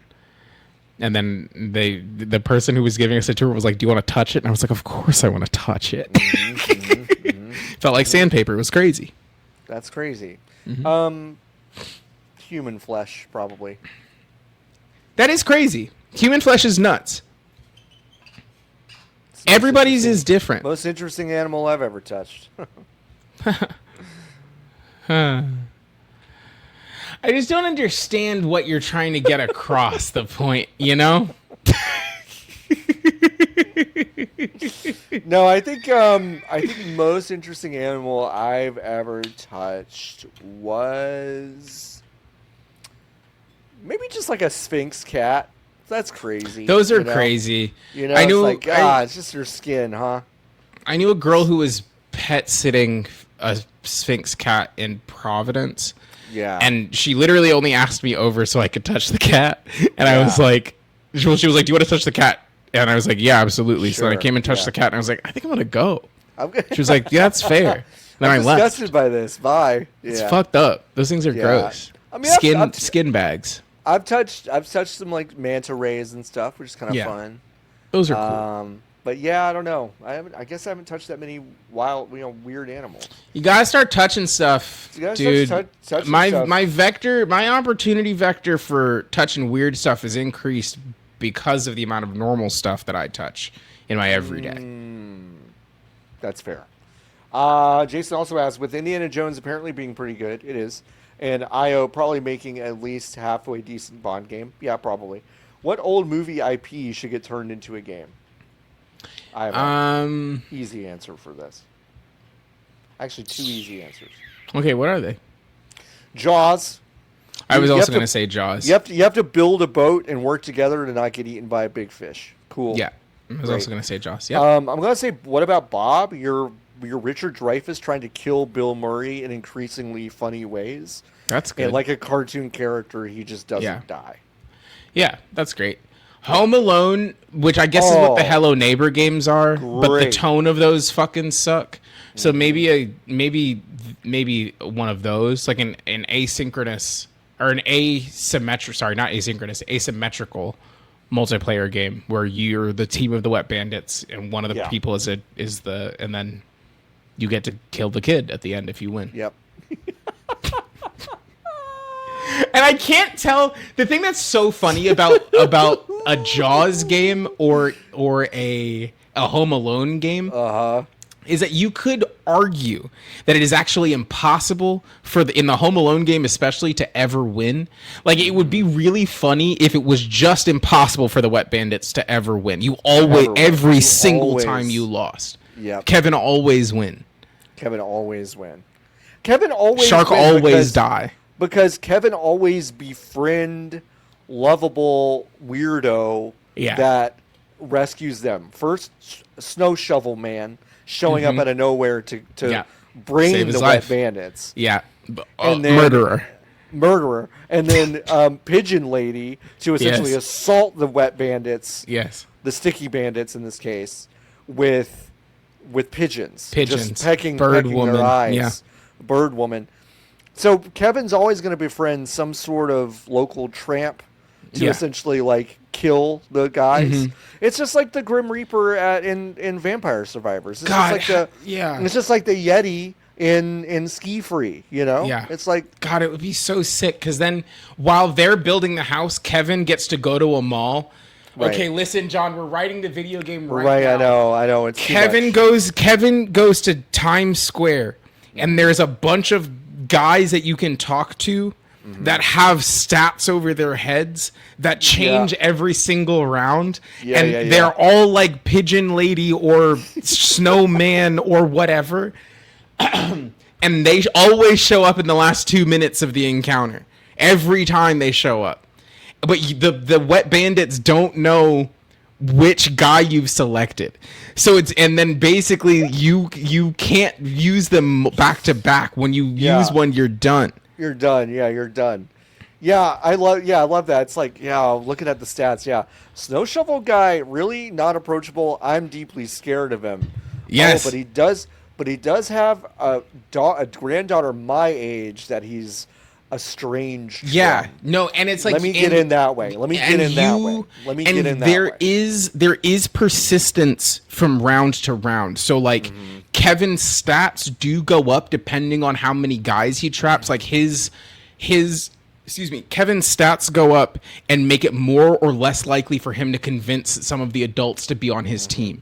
So you can make actions like if you use a lot of fire, the snowman's not going to like that. But if you use a lot of ice traps, the snowman's going to love it. Mm-hmm. Is that John Drake? Who owns Home Alone now? It's Fox. So it's Dimmy. Might be John Drake. John Drake, get on the fucking phone. I've got a great idea. John, great idea for a Home Alone game. I get 2% of it. Nikki gets No, less. I think we split it 50-50. Okay, sure. That's good business. I'll design a lot of pigeon people for this game. Great. Perfect. Just get at us, John. We're waiting for our check. Thank you. With Silksong out, y'all mentioned Beyond Good and Evil 2 on last week's pod. Why do you think it doesn't have the same release date win infamy as other long announced games? Because no one gave a shit about it. That is genuinely, I think that is the answer. I think like Beyond Good and Evil was a major cult classic. It was not a really critical darling even at the time. It was certainly not a sales darling. And the fact that it was getting a sequel at all seemed insane. And then when we saw the scope of the game that they were trying to make, it almost immediately became apparent that this one's not a joke. Yeah. It's never coming out. Like that game is never coming out. Yeah. So like I think it's just because everyone kind of scoped that out.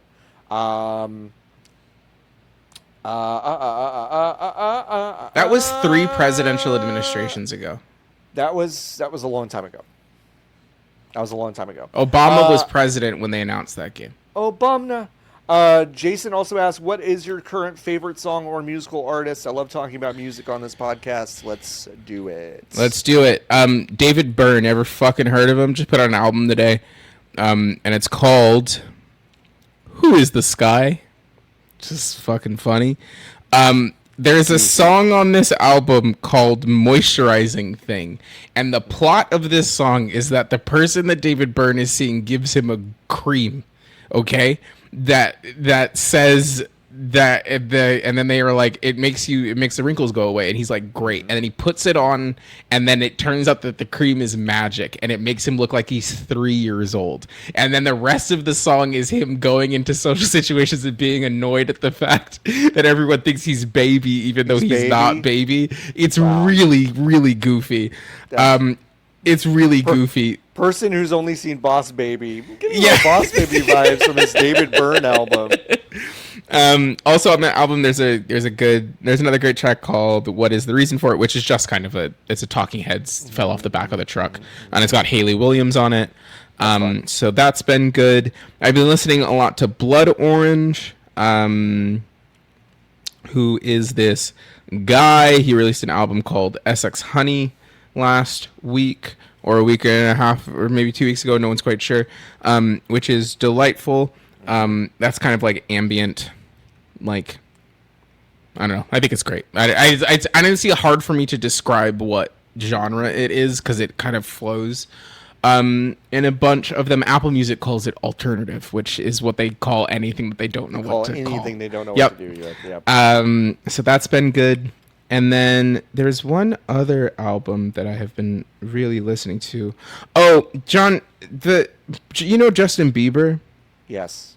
He put out an album last month. Pretty good. Yeah. It was actually surprisingly good. He put out another one today. Oh wow. It's called Swag 2. So I haven't listened to that, but I'm gonna give that a listen. I didn't listen to a lot of that new Justin Bieber album. But what I did, I was like, okay. That's like, okay. Yeah, it's not okay. What have I been listening to? Deftones have a new album out called Private Music. The lead single from that is My Mind is a Mountain, which is super, super, super hard and awesome. So if you like Chino Moreno and the rest of the boys in Deftones, you should check out that new album. I've been revisiting Laugh Track, which is the last album that The National made. I did not like the first 3 pages of Frankenstein, which is the album they made before that. I did not like that album very much.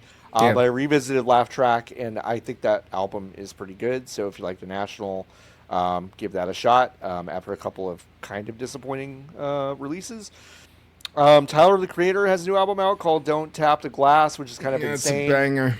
Yeah, it kind of goes crazy. Ring Ring Ring is my favorite on there. Yeah, there are a lot of good tracks, but they go fucking hard. And yeah, I don't know. That's about it. Like in terms of like new stuff, I would say. If you're on, if you're one of the 7 people who uses Apple Music, the tide's turning, bud. Yeah, I know. Tide's turning. It's been nice to be on the right side of history. I'll tell you this real quick. Spotify has been giving me patterns on my playlists so often that I'm getting close to getting off of them. Yeah, it's tough. It's a bad app. Yeah, it's not good. And listen, I need to be so clear. Apple Music, the act of using the app Apple Music is like using iTunes in 2011. Yeah, sure. Like it fucking blows sometimes to use this app. However, the stuff on there is pretty good. I don't remember if I mentioned it on this show or if I was just talking in private or what. But my favorite thing on Apple Music is the fact that it has radio. So there used to be 3 stations. It was Apple Music 1, Hits, and Country. And now there's 5 stations. It's 1 Hits, Country, and then there is a Latin music station. There is a chill music station. And then there is now a club, which is like an EDM focus station. Sure. And the last 3, the Latin one actually gets programming, but club and chill are kind of auto-programmed with playlists. Yeah. And then on Fridays, the club station actually turns into a live, they will take concerts sets. Like they will take sets, like live sets, and then they'll put those as programming, which is actually kind of cool. Which is great. Yeah, that's awesome. But I turned it on the other day, and I caught the last 5 minutes on hits, and I caught the last 5 minutes of a show called under the Pure Throwback Radio that was called Yacht Rock Essentials with guest host Kenny Loggins. And if you can believe it, I dropped everything so I could listen to this 2-hour long episode of this fucking thing. John, do you know the story of how they did fucking What a Fool Believes? I do. But I did not know this story. Mm-hmm. Yeah. Kenny Loggins has only heard of Michael McDonald in conversations in the street. Mm-hmm. Did they talk about this on the comedy show Yacht Rock? Oh, I don't know. Okay, anyway. He doesn't know who he is. Right. Really, he's never met the man. Correct. Finally gets this man's address. Mm-hmm. Michael McDonald's like, fine, come over. Fine, come over. Exactly. Kenny Loggins pulls up in front of this man's house. Door of Michael McDonald's home wide the fuck open. Michael McDonald is in the whatever room where the piano is, going dun, dun, dun, dun, dun, dun, dun, dun, with the fucking piano. Mm-hmm. Kenny Loggins walks in the house. Michael McDonald does not introduce himself. He says, I don't know what to do next. And Kenny Loggins is like, I've got it. Then they write the song. They have not introduced themselves to each other. They do not know each other. And then lovers. And then they fucking write What a Fool Believes. Mm-hmm. Yep. They introduce themselves to each other once they've completed writing the song. Mm-hmm. It's fucking crazy. Like two wandering samurai. It's so sick. Liberating a village and then being like, hey. The glee with which Kenny Loggins tells this story in this thing is so infectious. It's really cool, and it's just 2 hours of him being like, yeah, I don't know. We were kind of just making music, and we didn't know what we were doing at the time. We were just kind of like, we're like, damn, black people are making really cool, smooth jazz right now. And then it would be a little bit of that. Yeah, and he was like, what if we were and then he literally is like, what if we took a little something for the whites? Okay, sure. He basically is like, none of this shit exists without any of the black artists that we were borrowing shit from, which I was like, thank you, Kenneth. Yep. And it's just a delightful 2 hours. Yeah. And then they wrote one of the best pop songs ever written. Yeah. It's fucking crazy. Yeah. Mm-hmm. So yeah, there's a lot of like deep cut shit like that on Apple Music, which I really like. That's fun. But then the rest, the act of using the app is a bummer. Tough. Hey, wait. Hey, you heard about this Laufey? How you say LaFufu? LaFu? Laufey. I'm aware, yes. Never heard of this chick before in my life. Mm-hmm. I listened to Lover Girl last night, and I was like, interesting. Kind of a banger. Mm-hmm. So that's good. I'm going to put my head down. I'm done after this. Leve. That's not... I can't... The letters aren't there, but okay. Leve, you're good. I'm going to listen to that. I haven't listened to the new Sabrina Carpenter with really any real intent. But I'm going to. Sabrina's doing a cool thing, which is she is making it hard to listen to her tracks in mixed company. So that's cool. That's good, actually. I think that's kind of fun. That's kind of a delight. I was like, yeah, all right. This music video's got Coleman Domingo in it. All right. I like this jam. It's like good disco beat. She's like, I'm getting so wet, it's dripping down my thighs. Right. Good for you, Sab. I'm over here just going like, you go, girl. Like, I've got nothing to say about this, but this is a cool track. Like it's just gotten to the point where I'm like, I like your music, but like, I feel like that's the most I can say about it. I'm here to listen and just take it in. You know what I mean? Just accept. But she does have that album out, and it's what I've heard, I've liked a lot. So there's also a new. Listen, you asked this question. The new Dominic Fike album is good. That's a made up name, but that's all right. Yeah, I know, but that album is good. Mm-hmm.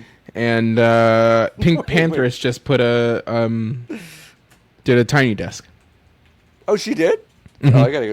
It was yesterday. I haven't watched it either. I'm waiting until I get high. Did she play illegal? I probably would assume so. Probably. So I was watching Vanderpump Rules, and there was a character on the show introduced on the show, and I looked her up, and I don't know why. I just had to say this. I'm gonna send you the name of. Oh, this please. And I just want you to read it. I'll send it to your Discord. Okay.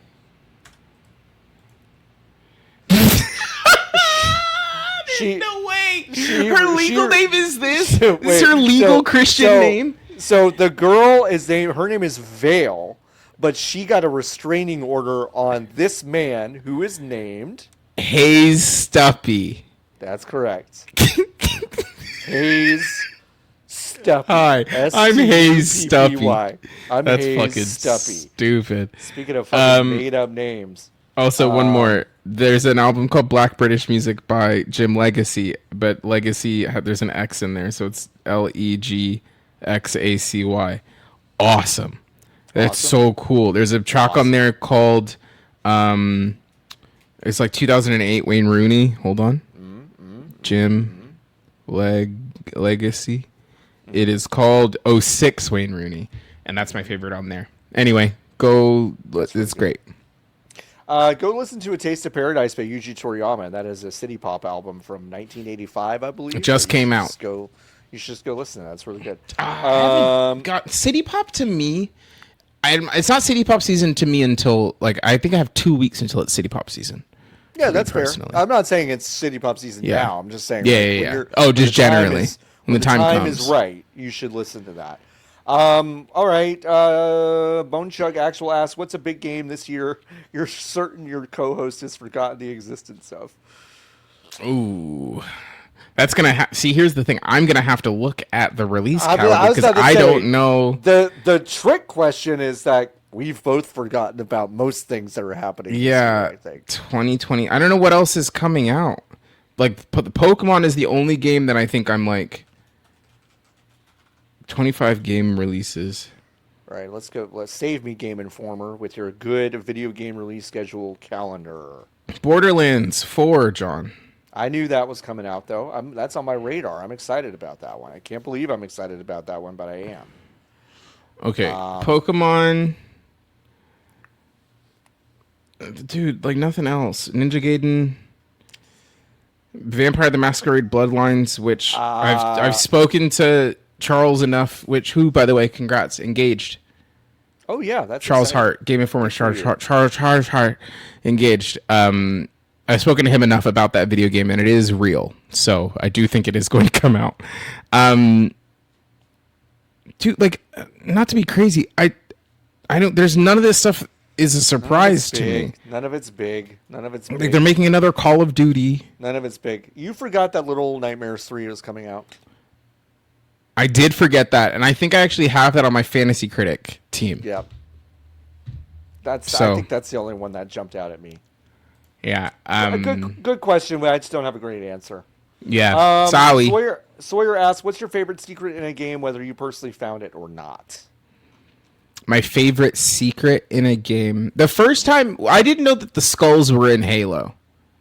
I didn't know what that was. So then when someone was like, hey, did you know that there's these little collectibles that you can get that change how hard the game is? I said, what the fuck are you talking about? And then he pulled me over and was like, okay, I'm going to show you one right now. And I was like, what the fuck? I didn't even know you could do that. I didn't know you could do that. Which is a kind of a boring one, but it made me very happy at the time because I was like, that's sick. I like that. I think mine is there's a room in Portal 2, kind of a secret room in Portal 2 where you can listen to the entirety of the Nationals' Exile Vilify, which they wrote for the Portal 2 soundtrack in a room just playing on a little radio, and I thought that was neat, so that's probably my favorite. Jason says, cool. Remember Pogs? I sure do. Nikki wasn't alive for the heyday of that. I wasn't. Yep. Adam Juice asks, what's the weirdest dream you've had that's featured your VGB's co-host? Fortunately, I've never had a sexual dream about anyone I've ever podcasted with, which I'm very happy about. That's good. So then I have to go deep into the well, because if it's not sex, then what's weird? I mean, listen, if it's not sex and it's not a nightmare, I have trouble remembering them. Yeah, I've had dreams where you've died for sure. Like right after we got laid off, at like in the real pits of it, I had a lot of dreams that we all died. Is that a good answer? And it was always it was never anything interesting. Okay. It was just like come to the hospital dead, you know? Okay, come to the hospital. Is that why you were so worried texting me when I was in the ER? Yeah, I was like, you can't, not like this. No. Not like this. Not like this. Yeah, but I think that's like honestly that's it. Like people, for me, dreams are so strange in the sense that like they usually have kind of a focal point, and they can take on this kind of almost that they could take on dreamlike quality. No shit, John.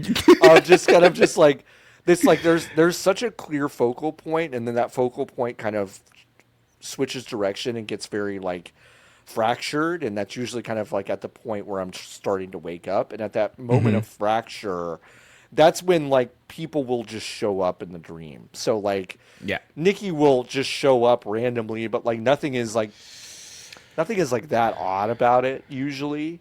Yeah, I'm just there. I've had weird dreams. I've definitely had dreams where like someone's died.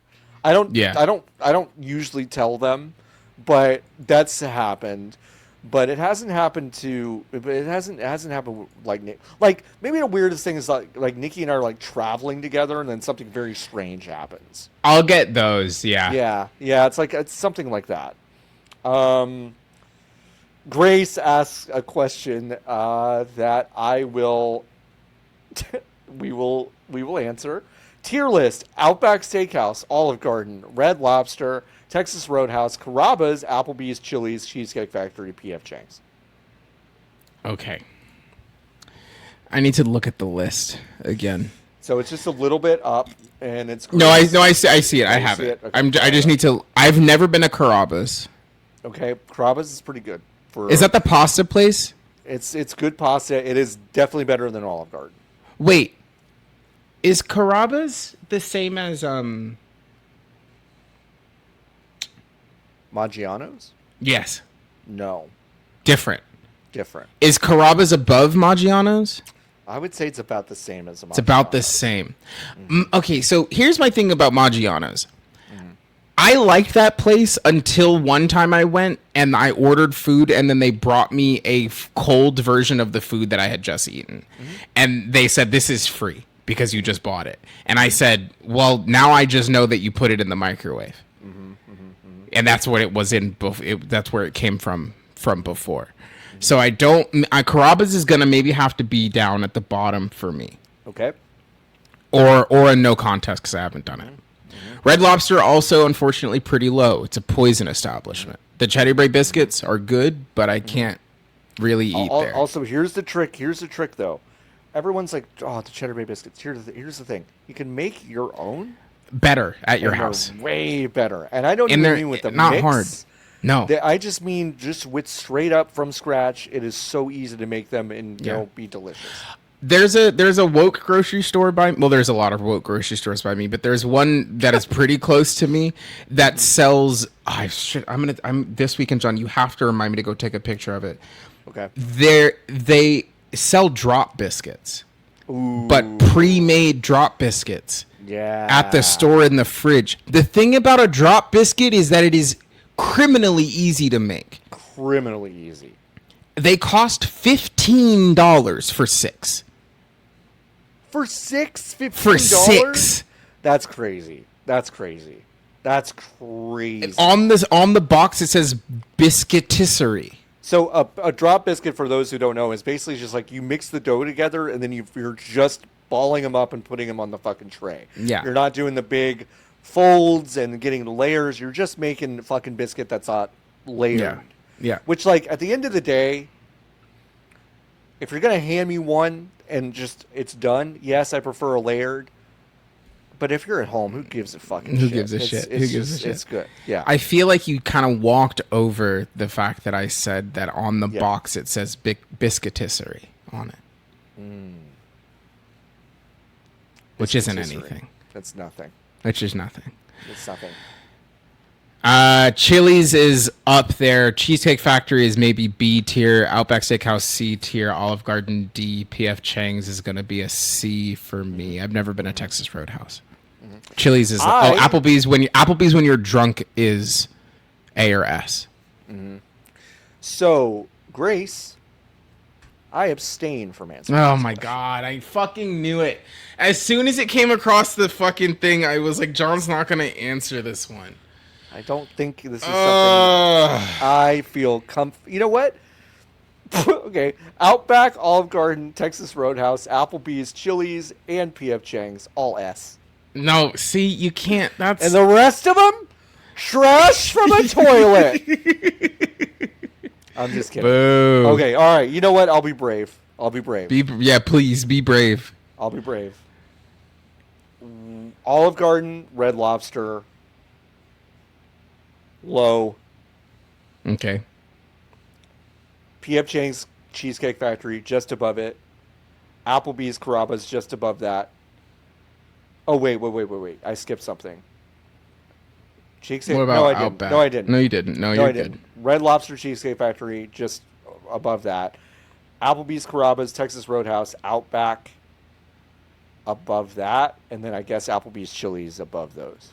I think I haven't been to a Chili's in a long time, and I've been asking people to take me to Chili's for ages. And I'll go to a Chili's with you whenever. Thank you. It's just that like you can't go to a Chili's by yourself. You can't. It's tough. You can't. Okay. Sure. I'm too young and virile to be going to Chili's alone.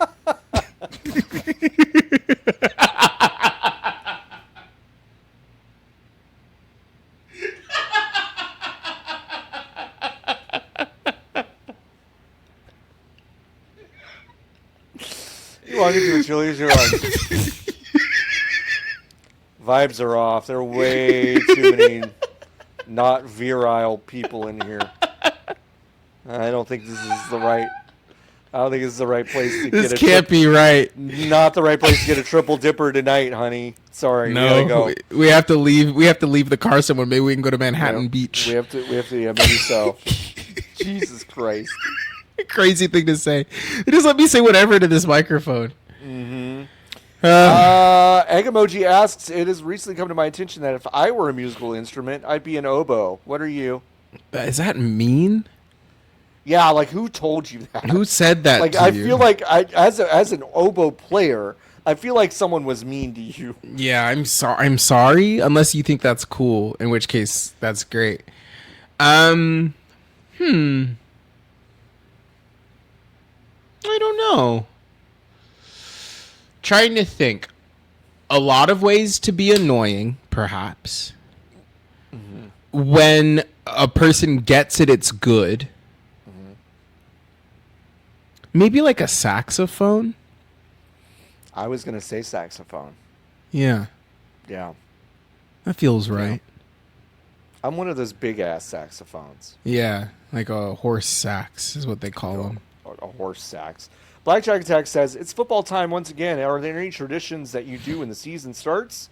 Or generally, are there any late summer, early fall activities you're looking forward to? We covered some of these last week, but yeah, now I'm actually getting into gear to do some of them. Yeah. Yeah, it's nice. I will say week 1 feels weird because of it starts on a Thursday. Yeah, and then the game, and there's a game tonight. Right now. Oh, it's now?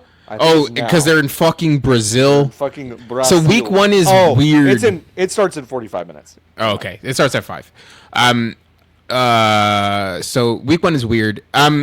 it really won't hit for me until I see commercial-laden Scott Hansen on the television. Yeah, on Sunday, brother. Yeah. What's he gonna say? Do you think? What is he? Because the whole it, right? Because there's got to be a line like. Okay, for those who don't know, really quick, NFL Red Zone was 7 hours of commercial-free football. It was literally like the craziest value prop in sports cable, basically. And it's like my favorite thing in the world. ESPN's bought the stake in NFL Network and NFL Red Zone. They do not take it over quite yet, but they are introducing ads into the experience this year, and people are mad about it. Okay, Nikki, go. There are a lot of ways that this could manifest. Right. When they say ads, they could mean picture-in-picture, which I would hate because it is antithetical, but would be better than them cutting away, literally. Correct. I think what it will be is it will be silent cutaway or silent picture-in-picture with a big clock to tell you exactly how much longer there is until the ad is gone. Okay. But I think the game feed's going to be real small. Like I don't think it's going to be 50-50. I think it's going to be like 70-30 advertisement to game feed before it comes back. Yep. Which is a bummer. Yeah. Anyway, football season doesn't start for me until I see the man on the television. So I'm probably gonna I've got some beer that I've been holding on to. I'm gonna fucking veg out on Saturday. I'm gonna do or on Sunday. I actually have intentionally planned to do basically nothing that day. Yeah. It's gonna be a good day. Probably gonna make a big pot of red beans and rice this weekend. So hell yeah, big hearty spicy thing. I'm already thinking about chili. I'm already thinking about some baked goods that I want to make. So yeah, definitely a lot of that I do. Cool. Yeah. Egg emoji. What's the best game? Good question. Someone ask this every week, please. What's the best game? They kind of went crazy with Jax. Jax is pretty nuts. Yeah. Not JAX. Yeah, no, I know. JACKS. Yeah, Jax. I totally got you. I just want the audience at home because they could be thinking that I'm talking about the PlayStation Portable game Jax. No. Which is absolutely not what I'm talking about. No. I would never say that about Jax. No, I think Tetris went pretty hard. Let's just say that. Yeah, I mean, oh fuck! You know what? I played more of that Luminous demo. Oh yeah. How was that? It's good. More Luminous, huh? Yeah, you know Luminous? Cool. You remember Luminous? I said this after SGF, but it's like... the Tetris Effect people made another Luminous. Yep. All right. And folks, it's that. Hey, also, ain't nothing wrong with that. Literally nothing wrong with that, but it is it's the same. So that's good. I played more of that. All right, we have a question here from Niki. First time, long time. Did you know that Chipotle didn't always have carne asada? Dog, this fucked me up. So the steak, I thought in my brain that they were calling it carne asada. It's not. They just call it steak. They just call it steak. I saw an advertisement that was like, great news. We're bringing back the carne asada. And I'm like, wait. What do you mean? What have you been serving me? Yeah. Not. Wouldn't it be crazy if the barbacoa that they served at Chipotle was goat, like it's supposed to be? Yeah, cabrito. Yeah. That'd be amazing. That would be so sick. My Hero Zero on the spot review pinball. Better when you're drunk. Best when it's free. Almost never worth it if you're paying for it. Fuck. Yeah, no. 5 out of 5 if you've had 2 beers and at the bar it's free. Yeah. Which is what we did. Dynamite experience. Yeah, which is what we did when we went to the Cidercade. That is peak. That's peak dynamite. Pinball. That was a dynamite experience. There's a pinball place, a place that has pinball near me. And the machines are cool, but it's also like I'm not gonna. Yeah. I don't want to pay. I'm not a sicko for pinball. I will say that. I'm not like. I know some pinball sickos. I'm not one of those. Maybe she forgot. Silksong 2 win. Ooh, just a couple of weeks. Just a couple of weeks. My real answer is like, I don't think they'll take as long. I think it'll be like 4 years. They'll make a follow up or something like that. Third one. You think they would not want to maybe do something else?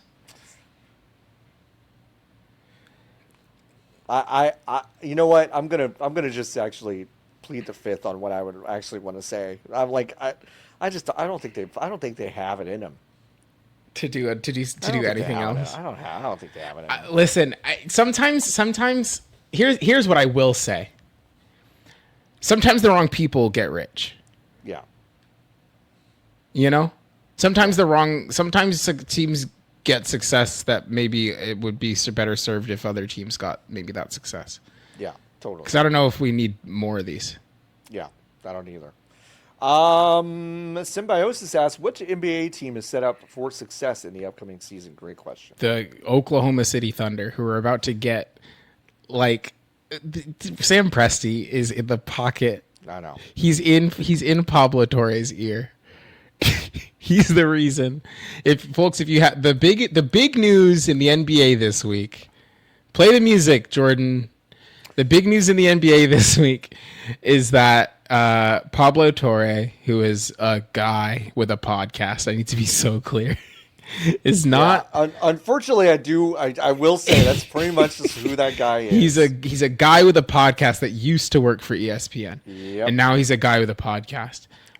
Who went to Harvard for journalism, put out a podcast episode, where he basically puts a bunch of paper on a table, both figuratively and literally, and is like, hey, there was this fake tree planting company that existed on paper to plant trees and be like a bank, like a green bank. And then Kawhi Leonard, who is a basketball player with big hands, who only ever plays half of the basketball games in a given season, who plays for the big. Clippers. Folks, hands are so big. So really big. Yeah. He plays half of the games every year, Yep. but is very good when he does play. Sure. Yep. Plays for the Clippers, has an uncle who is sketchy as fuck. And is constantly trying to, whenever he had like a free agency thing, like almost 10 years ago now at this point, where Uncle Dennis, who is the uncle's name, was trying to get teams to give him and Kawhi money outside of the amount of money that they are obligated and able to give under the rules of being in the NBA. Right. What Pablo Torre alleges is that there was this company Aspiration received an investment to the tune of $50 million from Steve Ballmer, who is the guy that owns the Clippers. Yes. And most, if not all of that money was basically earmarked to just go then straight to Kawhi Leonard as a payment in surplus of the amount of money that he was being paid by the team, which is at its base a circumvention, if true, is a circumvention of the cap, which is like one of the NBA will put a lot of shit. Sacrosanct rules in the NBA, yes. They'll let you hold a gun. They'll let you bring a gun into the locker room. They'll let you go on Instagram Live.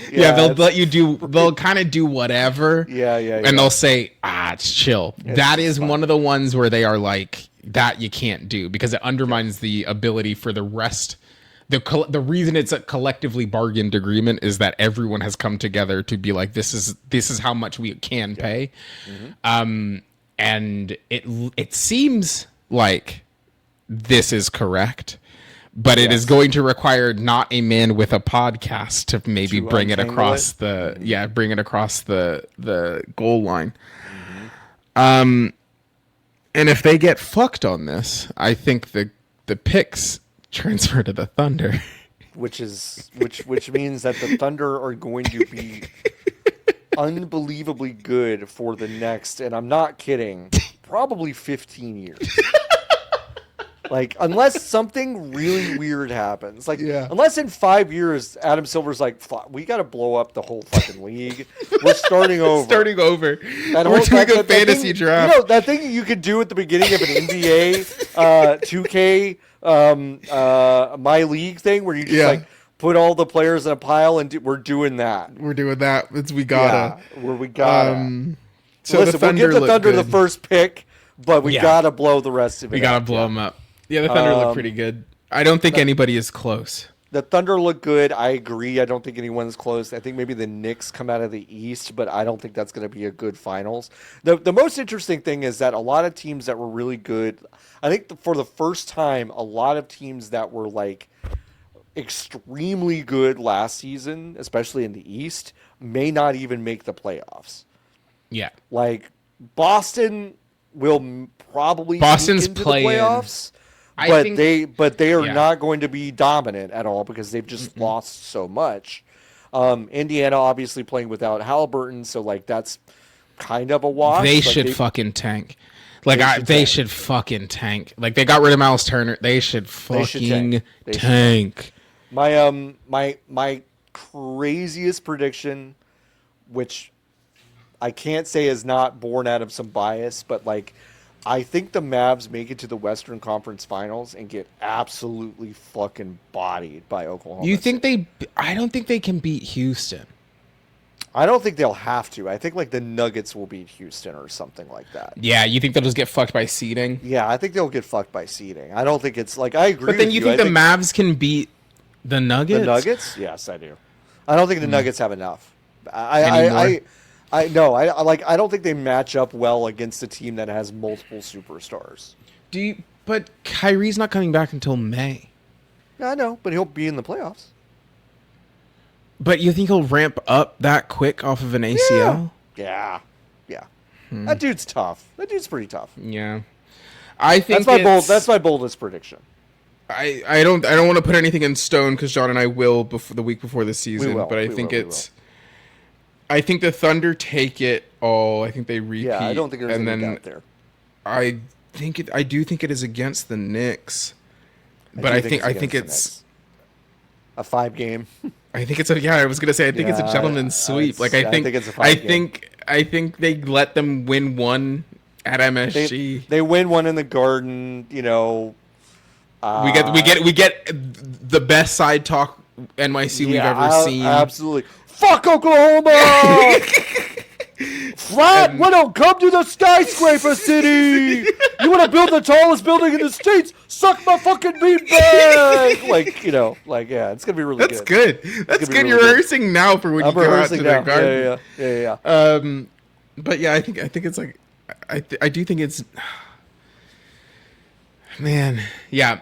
I think the most interesting team in the league to me, I think, is actually going to be San Antonio. Again. Oh, sure. Yeah. But like they're not winning very many games. Like I think they will be as interesting as the Kings were the first the Beam season.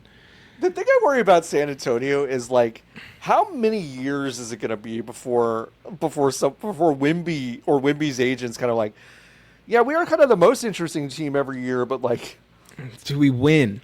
Who else are we getting? Like, what are we doing? That I think they're gonna. It's probably coming.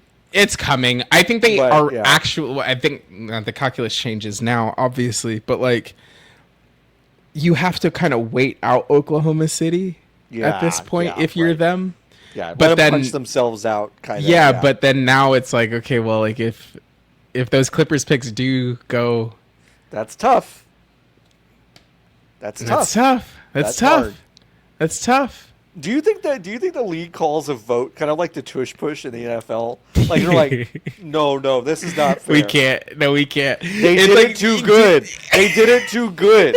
I don't think this is allowed. Like, do we think the Clippers did a big cheating? Yes. Yeah. Is it worth having Oklahoma City be the best team in the league for the next decade? Forever? Maybe no. So maybe we let them slide. We just slap on the wrist. See, Ballmer, you can't come to games for 6 weeks. Yeah. There's a fucking cultural ceiling on Oklahoma City being great for the next decade. Yeah, that and we pretty really much already can't. hit it. Yeah, we really can't. I just don't think it's gonna happen. Yeah, so Yeah, I think it'll be Oklahoma City. There's really not. Nobody's close. I don't think it's close. I don't think it's close. Ba ba ba ba. Let's do one more. Let's do one more. Let's do one more. Let's do one more. Like Dylan asked, I've been playing Skate 3 at least once a month since the thing came out. That's awesome. And I know that it's something I can continue to return to pretty much as long as I like. Bummer about New Skate is the fact that its live service means it will eventually just be unplayable, which really sucks. That is true. Is there any game no longer available that you would still return to if it were possible? Yeah, Paragon.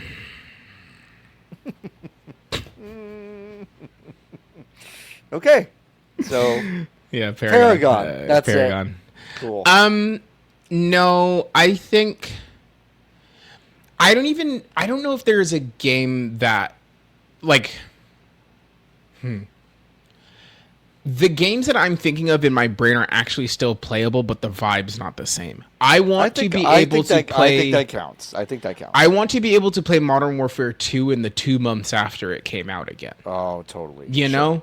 Yeah. Like, I want that. I want to play Halo 2 again, but I'm in high school again. Like, that's what I want. Like, I want to be able to play Halo Reach, and, like, the vibes of it are kind of the same. I want to go on the computer and everyone is mad about Armor Lock again. Like, that's the kind of...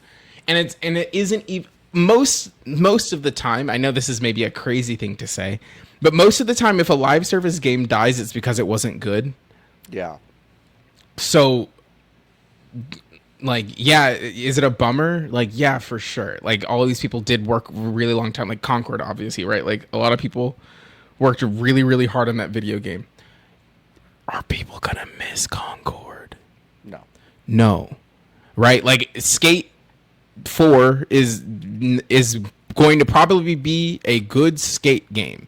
I think they will probably leave it on for as long as people are going to want to play the video game Skate 4, because they have left the servers on for Skate 3 for so long. Servers on for Skate 3, and also, lest we forget, they are just turning Anthem servers off, which is absolutely crazy. And they did EA gives stuff a lot of runway. Yeah, to be honest. Like I not to hand it to EA, but I do actually think that as long as you are going to want to play this new Skate, you're probably going to be able to play this new Skate.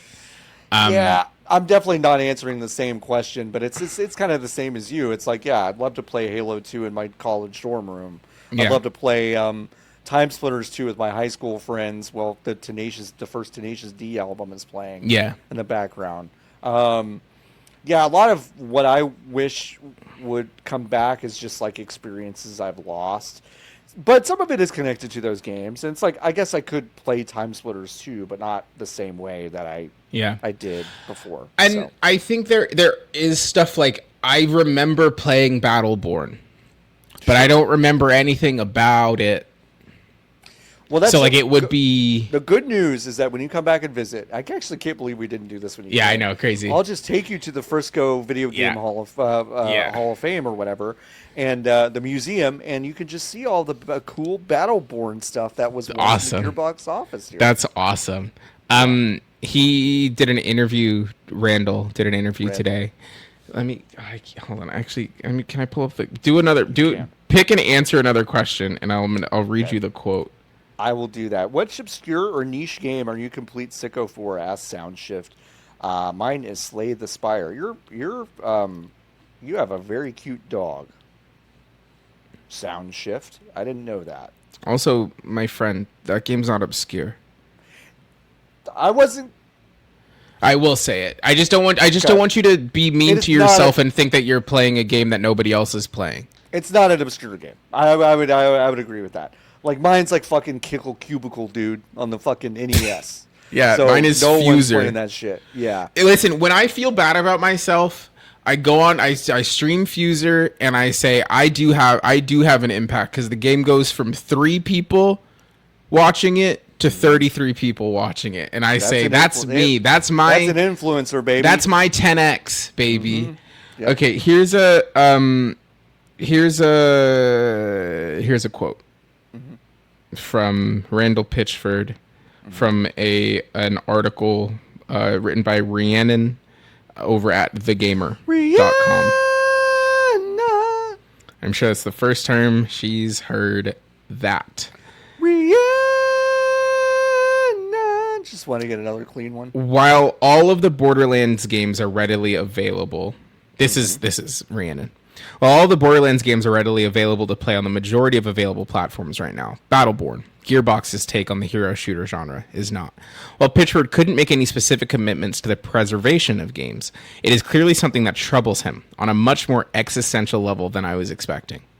Now this is Randall, okay? Okay, all right. I'm strapping the fuck in. All right. I've lost games, and then it's an emotional experience, so I admire the activism.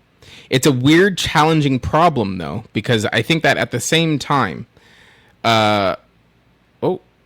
sorry, I have to rotate it because of where the arrow is, so I can't read it. If we're going to have any games that are sincere live services, it seems mutually exclusive to have something that's going to be a living thing that can't be allowed to die. I don't know how to get around that. It's kind of a metaphor, I think, for life, he tells me.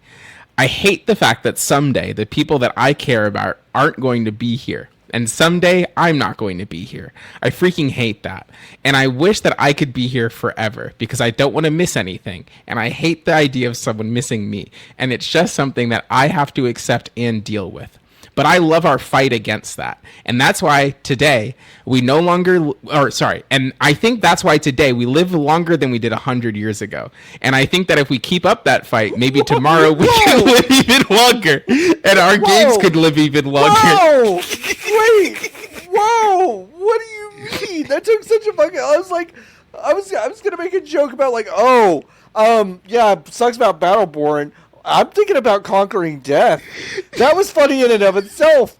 But Randy's theory on why we're living longer now? Excuse me?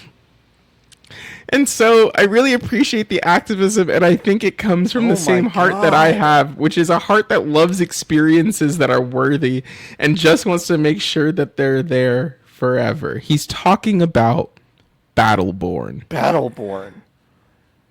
The truth is, there's going to be a time, trillions and trillions of years from now, when the universe will exist in a heat death, and everything will have decayed to a maximum state of entropy, and there's literally nothing. Battleborn was about the last star that would exist before that moment, because all of the stars in the universe will end, and it's just so sobering to think about the fact that everything will end. Not just us, but literally everything, and I kind of hate that. And I hate the fact that we have to live in a universe that will be destroyed, and I love that I hate that because it makes me want to fight against that. This man is talking about Battleborn. God, I would be sobbing laughing if that man was just giving me that quote. Just please say psych. What are you talking? What do you mean? That's fucking crazy. You can read the article. The article is called, let me get the title of God, it for thank you, Rhiannon, for your service of getting that it's quote. Called, the article is called Randy Pitchford on Borderlands 4, the movie, and the existential terror of ceasing to exist. That's incredible. Oh man, God, it's over on the Gamer. Really fucking funny. Thank you, Rhiannon and the Gamer, and thank you to everyone for asking us Hive questions. You go once again to VGBs.com/join. Join the Hive, and you can ask us a question every single week. We will answer them on the show. Hey, Nikki, I've got 2 new reviews this week. That's awesome, and then I have a gift for you. Okay, and if you leave us a 5-star review and write a review, we will read it on the show. We have from Fragile Swift. I missed this multiple times in a row because it's from New Zealand. 5 stars, crying. The discussion about the way money works and what happens when, quote, everything just works out, or, quote, when the old Navy is closed, unquote, literally made me cry. And I realized I'm a gigantic dummy from not having started listening to the show until just a few weeks ago. If you're not a leftist, you probably won't like the show, though. That's fair. Probably true. That's probably true. That is probably true. And then Kezia Darling 6 days ago said, anointed by God, 5 stars. Thank you. Wow. A bee landed on me while listening to the podcast today. I don't believe in angels, but I do believe in John and Nikki. And you, dear listeners, should believe in yourself. Trans power, death to empire. Thank you, Kezia Thank you so much. We totally agree. And you have a gift for me? Yep. Mm-hmm. So this is a... At Home Depot right now, you can buy a 7.5-foot animated Chewbacca for $350. Yeah. Okay. Holy fucking shit! Oh. Here's so his dimensions. Big. It's Here's so his dimensions. Big. It's 98 inches tall. He's got a Santa hat. And he makes the sounds, and he's holding a big candy cane. He's motion activated, so you can scare your child to death as they come down the stairs, killing them when they trip and run into the wall. Your dogs and cats will be triggering this all night. Arm and mouth move. Arm and mouth move. Candy cated Santa hat and extra holiday charm. Oh, it's got dead eyes, too. Wow. Yeah. Well, the eyes are expensive. One person assembly in 30 minutes. You can put this Chewbacca indoor use only? Did he just say Merry Christmas? Ba, ba, ba, ba. Wait. Got big old feet. I think that's an attempt for Merry Christmas. Yeah. I think that's an interpretation of Merry Christmas. Wow, that's great. Just for $350? Yeah, that's it. That's all it costs. Okay, will 35 of you listening to the show join the Hive? If 35 of you join the Hive, we will buy one of these animated Chewbaccas, okay? They've also got a stormtrooper. Wow. And he's holding the candy cane like a blaster. Oh, wow. Weaponized candy cane. So that's cool. The war on Christmas is real. War on Christmas is real. And the war on the end of this podcast is being won by our enemies. I don't know. I had nowhere to go on that. That's I don't know. fine. It just didn't really work. But you should go to makeyouthink.club. You should go to bgbs.com/join. Nikki, you got anything else to plug? Nah. All right, let's get out of here. And until next time, keep on buzzing!